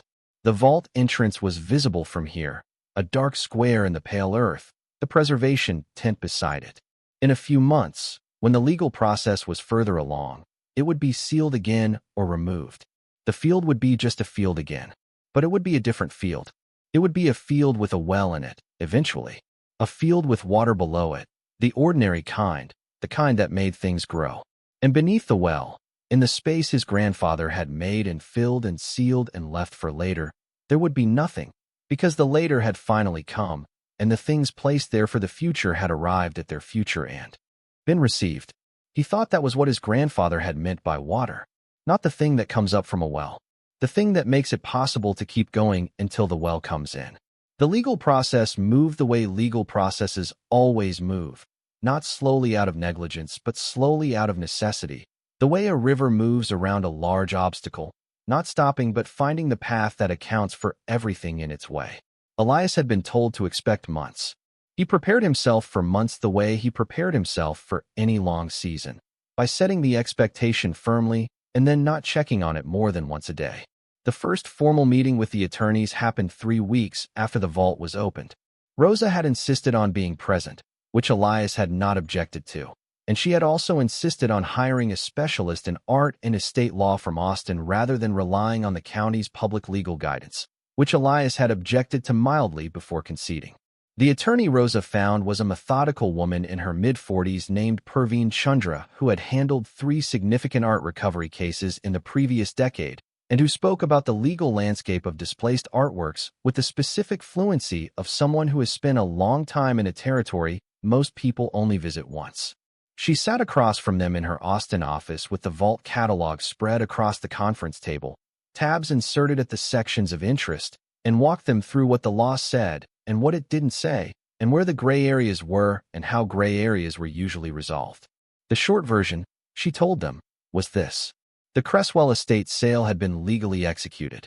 The probate court records from 1947 confirmed the transaction. Harlan Bowen had paid fair market value for the land as agricultural property. The collection, which had not been inventoried or included in the sale documents because the relatives handling the estate had not known it existed in a legal zone that subsequent case law had addressed in various ways across different jurisdictions. But in Texas, under the circumstances, the strongest position was that the collection had passed with the land. However, she continued, that position applied cleanly only to items with clear ownership history prior to Cresswell. For items that might have been acquired through the wartime displacement of art and property in Europe, the legal picture was different. Several international frameworks now existed for the repatriation of such items to the families from whom they had been taken. These were not criminal matters. No one was alleging that Harlan Bowen had done anything wrong. He had not. But the moral, and in some cases legal obligation to return displaced works to their rightful heirs was real and needed to be honored. Which is what my grandfather said in his letter, Elias said. Perveen looked at him. Yes, what your grandfather wrote in 1971 is essentially the current legal and ethical consensus on the subject, stated in plain language without the benefit of a law degree. She paused. He was ahead of his time. Rosa made a small sound that Elias recognized as the sound she made when she was trying not to show that something had moved her. Of the 5 paintings in the vault, 2 had complicated provenance. One, a small landscape of undisputed quality but clear pre-war European provenance, had already been identified by the international provenance researcher as matching a work documented in the collection of a Jewish family in Frankfurt before 1938. The family's heirs, located in Israel and in the United States, were being contacted through the appropriate channels. This work would be returned. Elias had not hesitated when Perveen explained this. He said only, "Good," in the same tone in which he said most things that were obvious. The second complicated piece was still being researched. Its provenance was murkier, its ownership trail less clearly documented. That process would take additional months. The 3 remaining canvases, including the large work that Dr. Fong had identified as potentially one of the most significant recoveries in American art history, had clean provenance trails. They had been purchased by Edgar Cresswell in the 1920s and early 1930s, before the war years, through legitimate dealers, and the documentation for those purchases was among the papers in the vault, his grandfather having carefully researched and preserved exactly this evidence. Harlan Bowen had known what he was doing. He had gathered the proof that the art was legally held because he understood that proof would eventually be required. The large canvas, now formally authenticated after 8 weeks of laboratory analysis, peer review, and extensive documentation, was confirmed as a genuine work by the attributed artist, painted in the late period that Dr. Fong had identified, and last recorded in a private collection in New York in 1939 before disappearing from all known records. The authentication report ran to 62 pages. The conclusion was not hedged. Perveen slid a single page across the conference table. It contained a number. Elias looked at it. Rosa, beside him, looked at it. The number was not 43 million. It was not the comparable figure Dr. Fong had cited. The authentication, the documented provenance, The extraordinary circumstances of its recovery and the current state of the art market had combined in a way that the auction house specialist Perveen had consulted described as ideal.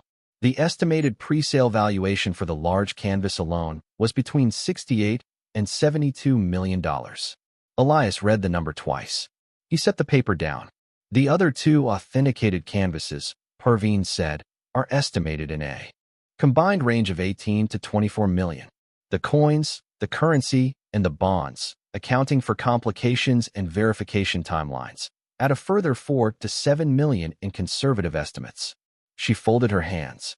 The total recoverable value, after repatriation of the two disputed works and after legal fees and applicable taxes, is estimated in a range of $78 to $91 million. The conference room was very quiet.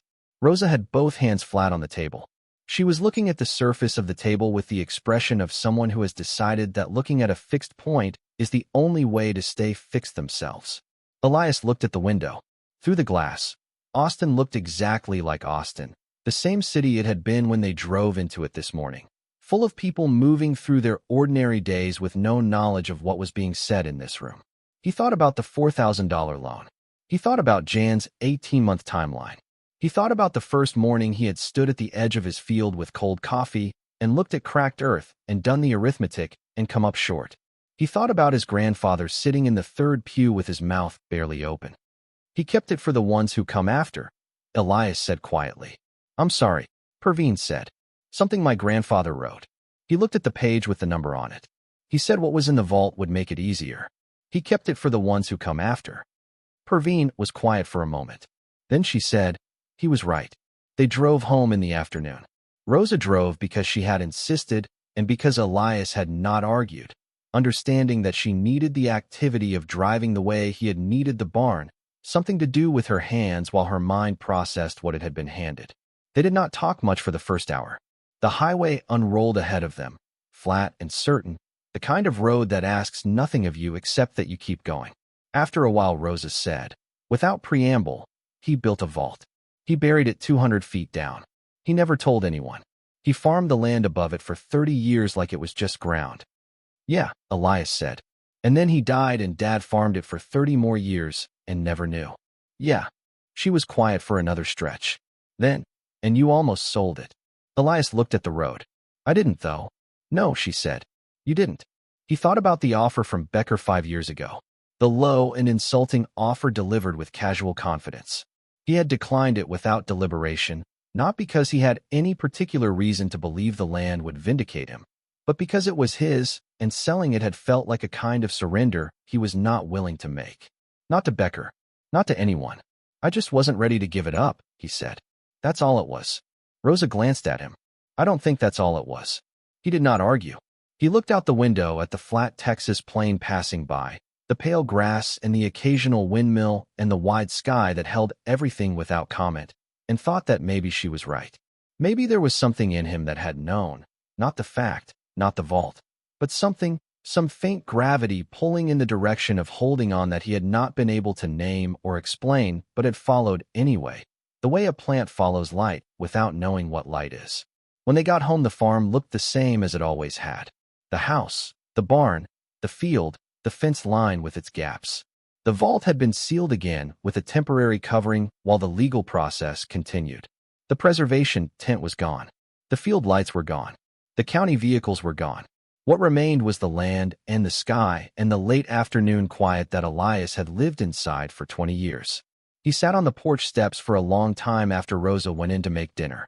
He sat the way he had sat 1,000 times, looking out at the field, his hands loose between his knees, his eyes moving slowly over the familiar landscape. Everything looked the same. Everything was different. Not because the money had arrived. It hadn't. Not yet. The legal process still had months in it. But because the ground had been revealed as something more than it appeared, and once you knew that about a piece of earth, you couldn't unknow it. You carried it into every subsequent moment, the understanding that what you could see was only part of what was there. He thought about all the mornings he had stood at the edge of this field and done arithmetic. All the evenings he had sat on this porch and felt the weight of what the farm owed, and what it wouldn't give, and what another season of drought might finally cost him. He thought about the specific texture of that worry, the way it had lived in his chest for years like a stone he had learned to carry without complaining, not because the stone wasn't heavy, but because complaining didn't make it lighter. The stone was still there. The legal process would take months. The money was not in his account. The farm still needed its well, and its fence, and its drainage, and a dozen other things that required resources he did not yet have. The worry had not evaporated. It had just changed shape, the way worry does when it moves from whether you will survive to how you will proceed. Which was a better shape.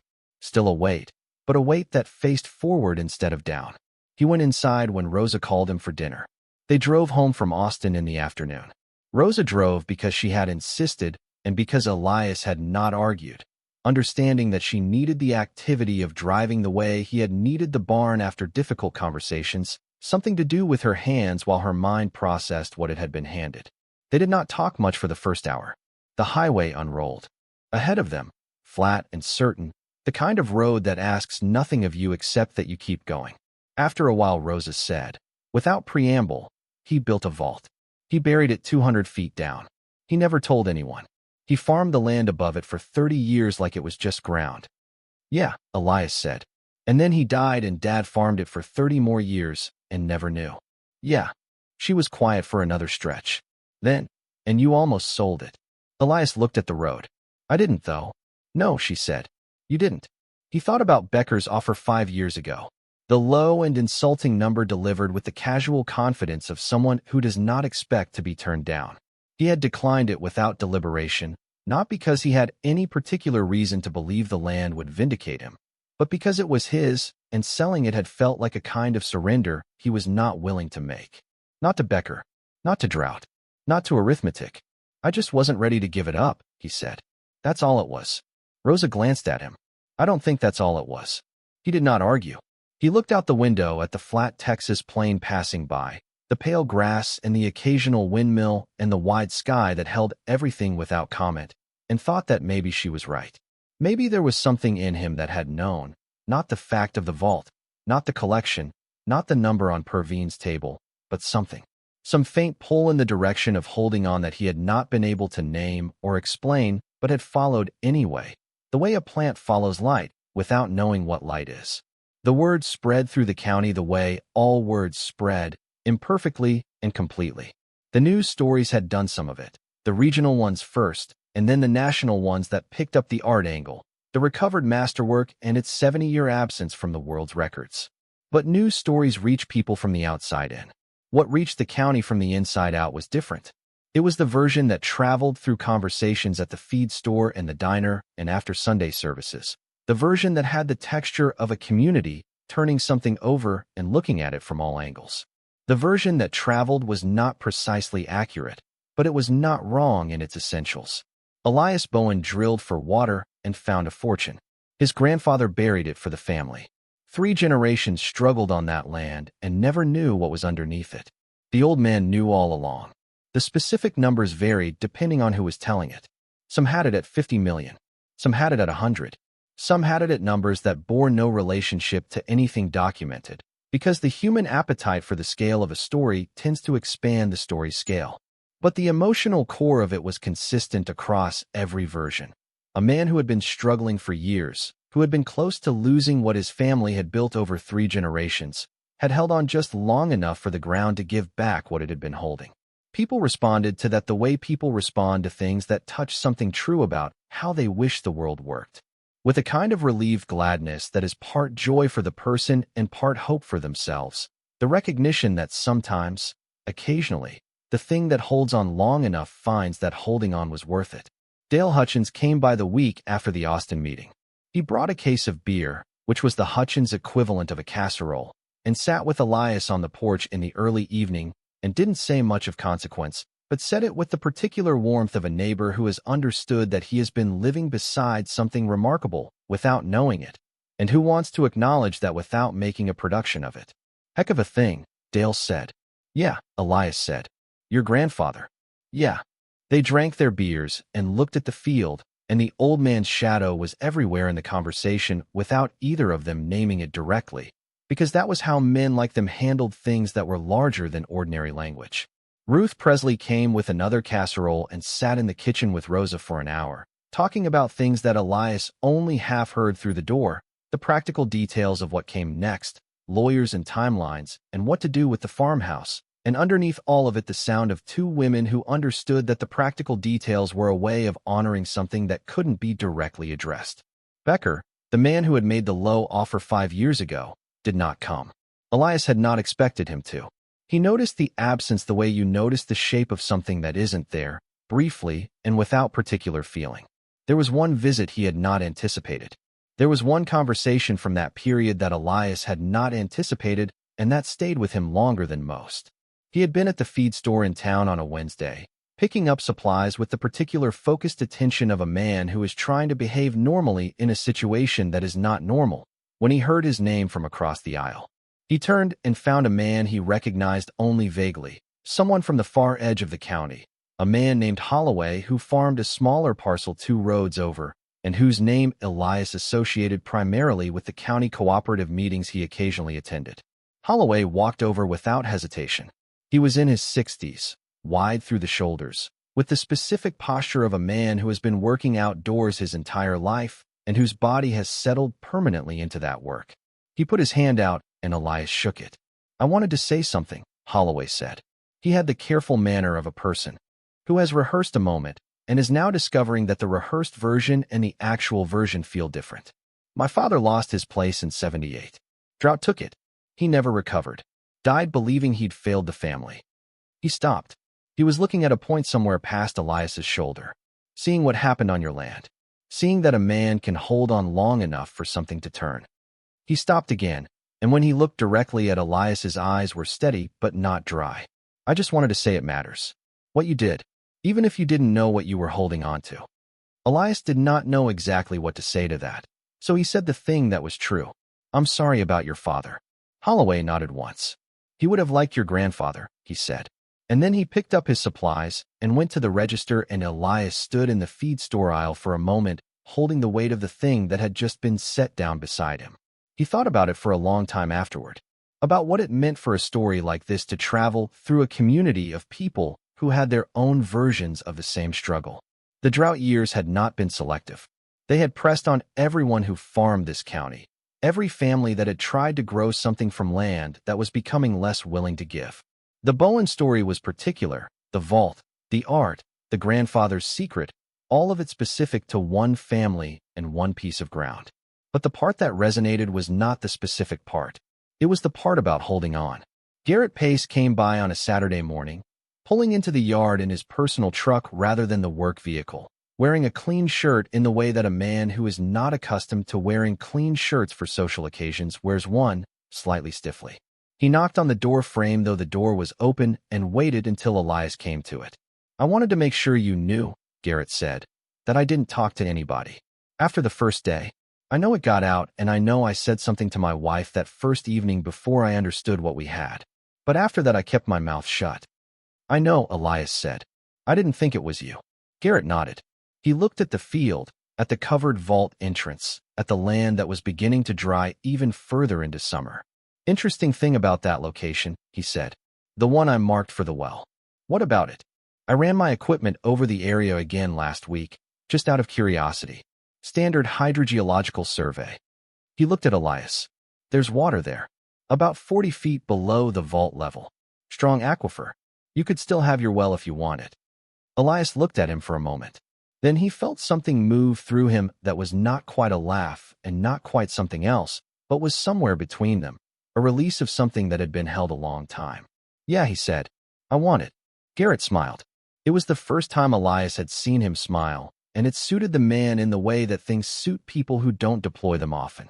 "I figured you would," he said. "I'll schedule it when you're ready." They shook hands, and Garrett drove back down the county road, and Elias stood in the yard for a while thinking about what it meant that the water had been there all along. Below the vault, below the secret, below the collection that had been waiting for the right future, the ordinary water that a working farm required had been sitting patiently in the dark, available for when someone was ready to go deep enough to reach it. His grandfather had drawn an X on a map. He had labeled it with one word. He had been right about everything.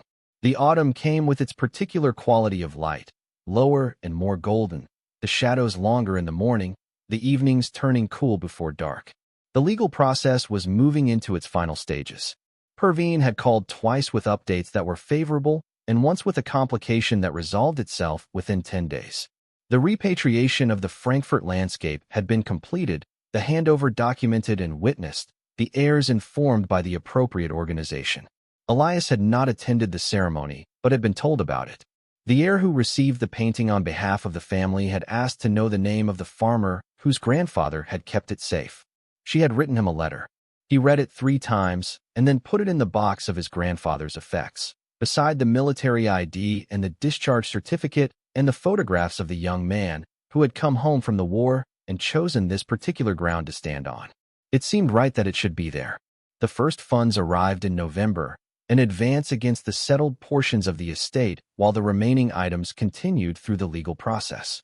The number in the account when Elias checked it on a Tuesday morning was the largest number he had ever seen associated with his name.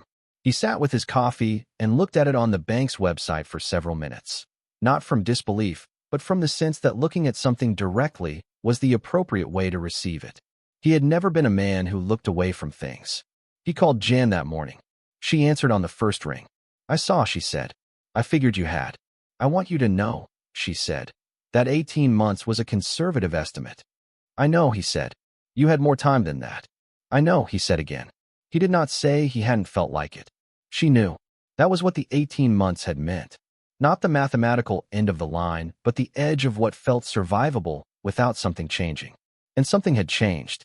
Something had come up from 231 feet below the surface and changed it in a way that no arithmetic had predicted and no planning had prepared for, the kind corresponding with a man from a heritage organization, understanding that the painting had a family who remembered it, and choosing to keep it safe rather than sell it, because selling it would have meant it was gone, and keeping it meant it was waiting. The grandmother had been right. Her memory had been accurate. And now her granddaughter held the painting in her hands because a farmer in Texas had decided that keeping it was the right thing even when selling it would have paid his wife's medical bills. The auction had taken place in January, handled by a house in New York whose name Elias had heard only in the context of things that happened to other people, rich people, people who inhabited a different version of the world. He had attended via video link because Perveen had insisted he be present even if present meant sitting in his kitchen in Texas watching a screen. Rosa had driven out and sat beside him. The large canvas had sold in 9 minutes of bidding that Elias watched with the same steady attention he brought to watching weather move across a flat plain, reading it carefully without knowing exactly what it would do. The final number was $74 million. There was a brief pause in the bidding room, visible even through the screen, and then a sound that Elias understood was applause, the particular sound of people in a room collectively recognizing that something significant had just occurred. He had looked at Rosa. She had looked at him. Neither of them had said anything for a long moment. Then Rosa had said, "Grandpa," in a voice that was almost nothing, just breath and the word, and Elias had put his arm around his daughter's shoulders in the kitchen of his grandfather's house, and they had sat like that for a while, not talking, while the screen showed the next lot being brought out, and the auctioneer moved on, because the world of auctions moves on. It does not pause for the private significance of the people in it. The total from the auction and the subsequent settlement of the remaining items, after taxes and legal fees, and the repatriation costs and Perveen's bill, which was significant but fair, was $63 million for $120,000. $63 million for $120,000. Earned by a man who had not been born yet when his great-grandfather buried the collection in the ground, held in trust by the earth for 3 generations of Bowens who had worked above it without knowing it was there. Elias had sat with that number the same way he sat with most things, fully and without rushing, turning it over until it felt like something he could hold without dropping. It did not feel like winning. It did not feel like luck. It felt, in the way that the most meaningful things feel, like the conclusion of something that had been underway for a very long time and had simply needed to reach the moment it was intended for. The money was real. Its effect on his life would be real. The farm would survive, not barely and not just, but genuinely, with room to grow and improve and become what it could have been in better years. Rosa could stop worrying in the way she had been worrying for a decade, the specific worry of a child watching a parent hold something together through will alone. But what he sat with most was not the number. It was the letter, the 2 pages in his grandfather's handwriting on the kitchen table, the sentence that had stayed with him since the evening Rosa read it aloud. Tell my grandson, when he is old enough, that his great-grandfather was not a simple man. He had been old enough. He had found the letter. And now he knew. In the spring, Elias did something he had never done before. He drove to the Methodist church on a Tuesday afternoon, not for services, just to go inside. He sat in the 3rd pew from the front, the one his grandfather had occupied every Sunday for 30 years, and he looked at the plain interior of the small building, the worn wood and the modest windows and the particular stillness that old churches have, the quality of accumulated quiet, years of people sitting in exactly this kind of silence and bringing their heaviest things into it. He sat there for 20 minutes. He did not pray exactly, or if he did, it was the kind of prayer that doesn't use words, just presence and acknowledgement and a kind of gratitude that doesn't have a clean address. When he stood to leave, the pastor, a younger man who had not known Harlan Bowen, was in the doorway. He nodded at Elias with the quiet courtesy of a man who understands that not every visit requires explanation. Good afternoon, the pastor said. Good afternoon, Elias said.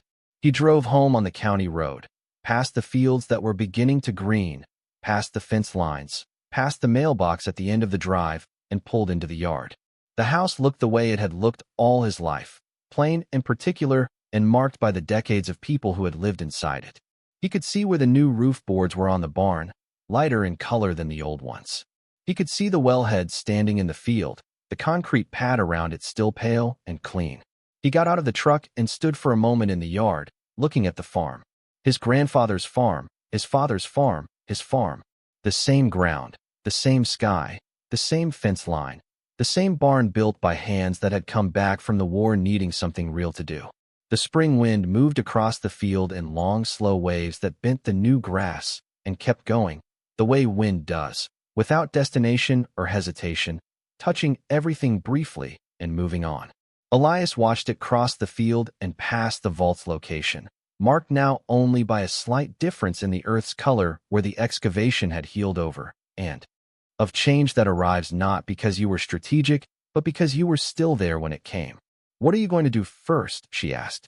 The well, he said, and the fence on the east side, and the roof on the barn. He paused. And some cattle. She laughed. It was the first time he had heard her laugh in years. Of course, she said. The well was drilled in December. Garrett came with his rig and his assistant and set up at the spot that the hydrogeological survey had confirmed, 40 feet below where the vault had been, and drilled down clean and straight until the water came up strong and cold and clear, rising in the casing with the particular sound of something that has been there a long time and is glad to have found its way out. Elias stood at the wellhead and listened to the water rise. He had been standing in versions of this same spot for 20 years, waiting for something to give. The earth had not given easily. It had taken patience and stubbornness, and a loan he had signed with a steady hand, and a map he had found in a box in a bedroom closet, and a grandfather who had understood that the right person would come looking eventually. And all of that had led to this moment, standing in his own field in the December cold, listening to water rise. He put his hand under the pipe and let it run over his palm. It was cold enough to make his hand ache. It was the best thing he had felt in years. Rosa had driven out for the week. She stood beside him at the wellhead with her coat pulled tight and her dark eyes bright, and did not say anything for a long moment, because some moments don't need words added to them. Then she said, he would have liked this. The well. All of it, she said. The whole thing. He would have liked knowing it went the way it did. Elias thought about his grandfather. He had thought about him nearly every day since the vault opened, not with the ordinary background grief of missing someone who was gone, but with the more active engagement of a person trying to know someone better than he had known them when they were alive. He had read all the letters in the vault. He had read the correspondence with the lawyer, the notes from the university researcher, the careful records his grandfather had kept over 30 years of documenting what he held and what it meant and who it might have belonged to. He had built a picture of a man he thought he knew and found it was only a sketch. The real picture was much larger and had dimensions he had not imagined. What he had found, in all those documents and all that evidence, was not a stranger. It was a version of himself he had not met. The same stubbornness, The same quiet. The same refusal to give something up before it was time. The same belief, held without drama or announcement, that doing the right thing was worth the cost, even when the cost was considerable. Yeah, he said. I think he would. The spring arrived early, the way springs do in years when the weather decides to be generous. The grasses greening before February was done, the first wildflowers appearing along the fence lines in colors that seemed extravagant after the bleached palette of the drought years. The farm had a new fence on the east side, new drainage in the south field, a repaired barn roof, a working well, and a small herd of cattle that Elias had selected with the attention of a man who intends to stay and grow something over time. It was in those weeks before the auction that Elias began to understand something about public attention that he had not previously had occasion to understand. The national news stories had kept coming. 2 major newspapers had run features not just on the discovery, but on the family, the 3 generations of Bowens who had farmed above the vault without knowing what it held. A documentary production company had reached out through Perveen's office asking about rights to the story, which Perveen had fielded and which Elias had declined after a single brief conversation in which he confirmed that he did not want cameras on his property and was not interested in having his family story told by people who had not lived it. One publication had contacted Garrett Pace, who had given a short interview that was accurate and respectful and that Elias had read without objection. Garrett described the drilling, the discovery, the call to 911, in the plain language of a man who does precise work and describes it precisely. He had said at the end of the interview, when the reporter asked how it felt to have drilled the well that uncovered the collection, "I was just doing my job. The man who hired me was the one who kept the farm long enough for the job to matter." Elias had read that sentence several times. It seemed like the right thing to have said. The heir who had received the Frankfurt landscape on behalf of her family had written him a second letter after the handover.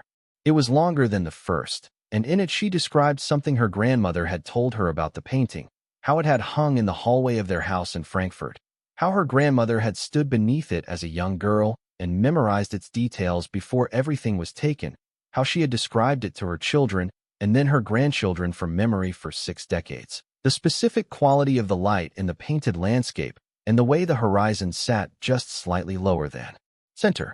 The heir wrote that she had held the painting for a long time after the handover, looking at it, checking it against her grandmother's description.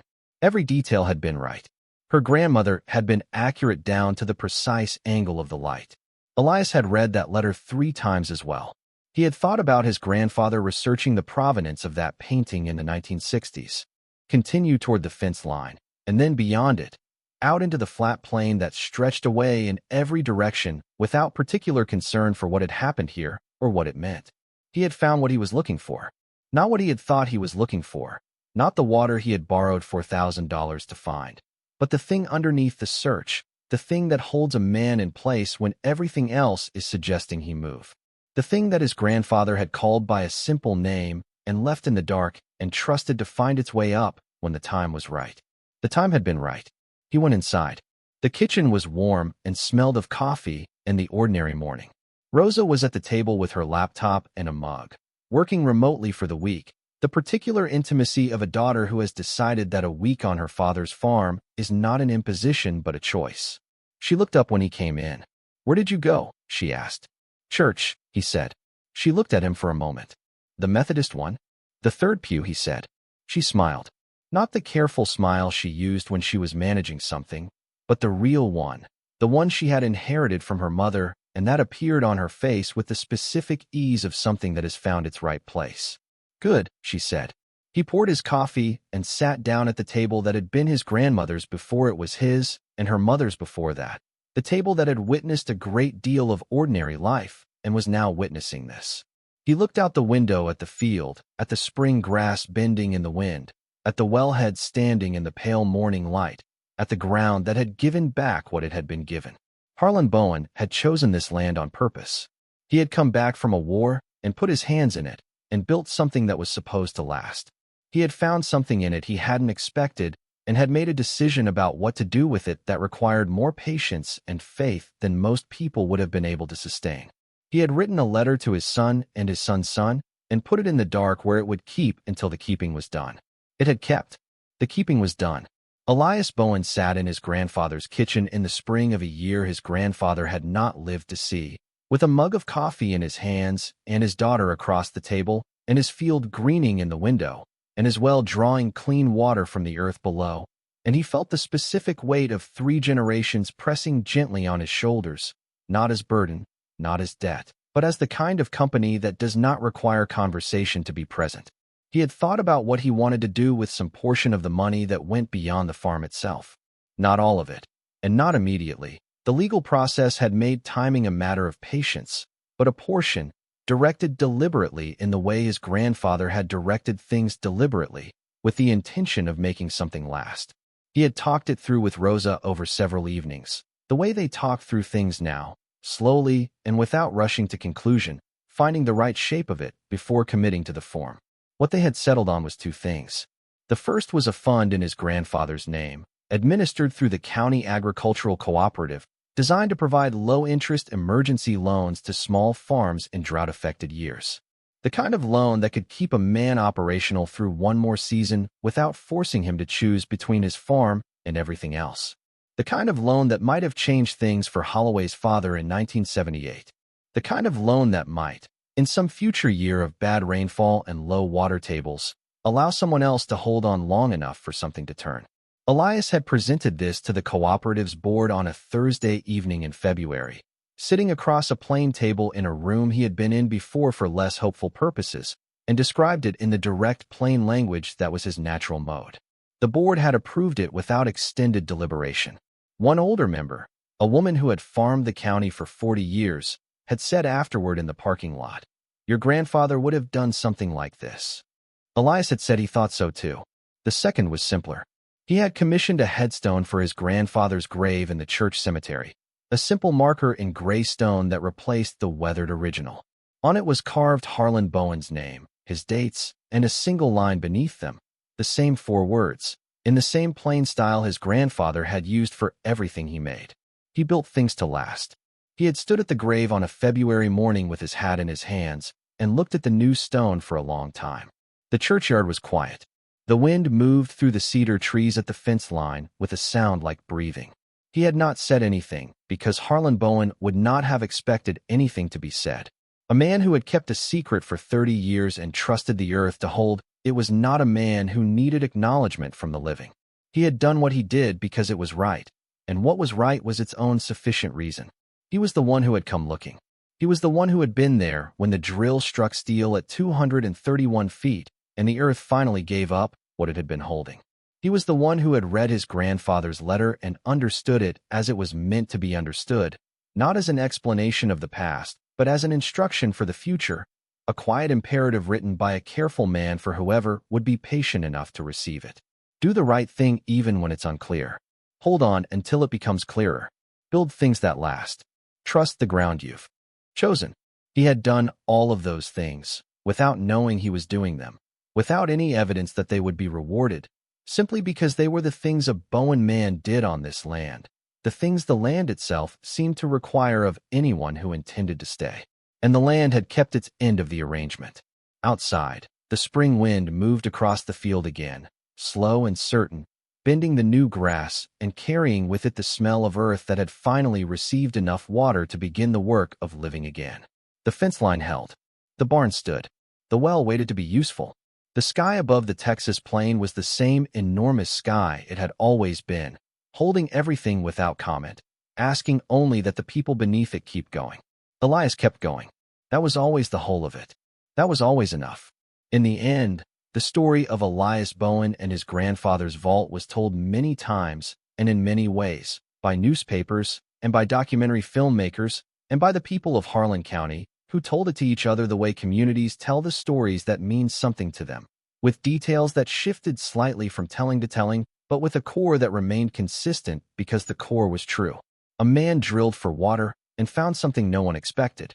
His grandfather had buried it there on purpose, held it for the future, trusted the earth to keep what he could not openly carry.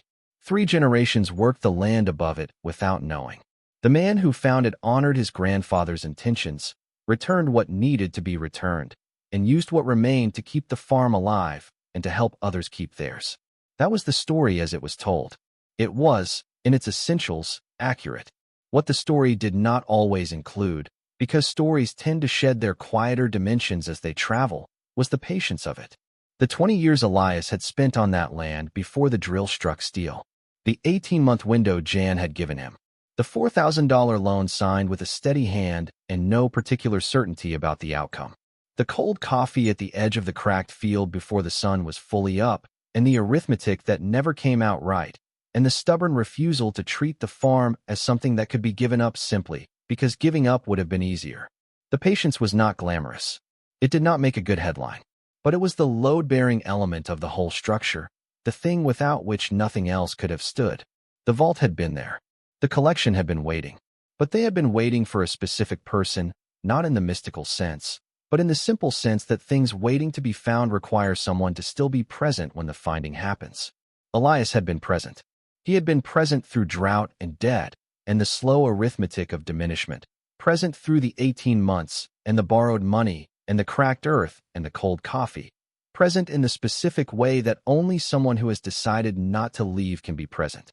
That was the part the stories didn't always get to. But the land knew. The spring kept coming, the way springs always come, without asking whether anyone was ready for it. The grass grew, and the cattle grazed, and the well ran clean, and the barn stood, and the fence held, and the sky above the Texas plain remained exactly what it had always been, enormous and indifferent, and full of the kind of light that makes even ordinary things look like they might matter. Elias Bowen got up before the light every morning and went to bed when the day's work was done. He did not feel rich in the way that the word is used. He felt, for the first time in a long time, exactly sufficient. Sufficient to the land, sufficient to the season, sufficient to whatever came next.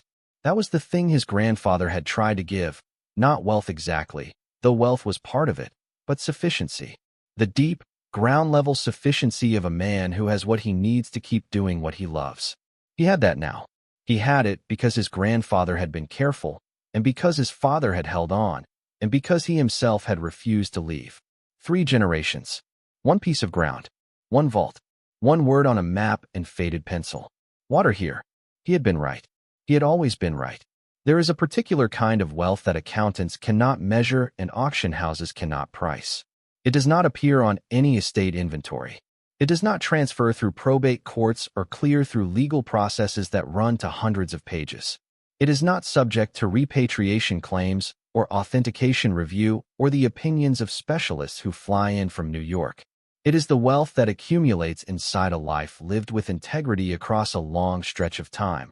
The kind of wealth that does not announce itself because it does not need to. The kind that lives in the quality of a man's handwriting on an old envelope, in the way he chose a piece of ground, in the single word he wrote on a map when he could have written many words and chose not to. Harlan Bowen left behind a collection worth tens of millions of dollars. He also left behind something that cannot be appraised. He left behind a demonstration. Proof, written in patience and silence, and the long decades of tending a piece of earth above a secret, that a person can hold something precious without consuming it. That a man can know what he has and choose to protect it rather than spend it, not from fear or greed, but from the specific understanding that some things are not meant for the moment in which they are found. They are meant for a moment that has not yet arrived. Most people, when they encounter something of extraordinary value, ask immediately, "What can I do with this now?" It is the most natural question. It is the human question, driven by the urgency of present need and the reasonable fear that opportunity, once past, does not return. Harlan Bowen asked a different question. He asked, "What is this for?" And when the answer was unclear, he did not guess. He waited. He built a vault. He researched. He corresponded. He thought about families in Frankfurt who might still be looking. He thought about a future he would not live to see and a person he had not yet met who would need what he was holding. He thought about his grandson. There is something in that worth sitting with longer than the numbers. The numbers are staggering, and they are real, and they change the trajectory of a family that had been moving steadily toward the edge of something irreversible. But numbers are just numbers. They do what numbers do. They solve the problems that money solves, and those are significant problems, real problems, the kind that press on a person's chest at 3 in the morning and make the ceiling feel closer than it is. Solving them matters. It always matters. But the thing that outlasts the numbers, the thing that does not depreciate with time or fluctuate with markets or require legal clearance to transfer, is the example. What Harlan Bowen demonstrated about how a person can move through the world, quietly and with intention, doing the right thing when no one is watching and continuing to do it across decades, trusting that the work will reach whoever needs it, is a different order of inheritance entirely. It is the kind that does not require a vault. It requires only a life lived in a certain way, steadily, and without advertisement, with faith in the capacity of time to carry forward what patience has preserved. Elias Bowen drilled for water and found his grandfather. Not the man exactly, not the face in the photographs or the voice that never said much, but the interior of the man, the part that had been operating below the surface all along, deeper than anyone had thought to look. What he found there was not treasure. It was example. And in the end, for a man who had to decide every single morning whether the farm was worth another day, example was the thing he needed most. The well runs clean. The cattle graze. The spring keeps coming.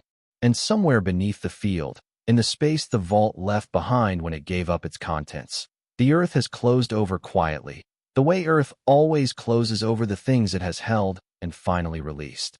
It does not mourn what it no longer carries. It simply waits for the next seed. Thank you so much for watching until the end. If you love this story, check out the other videos on your screen now. I think you'll really enjoy them. And don't forget to subscribe if you haven't already. See you in the next story.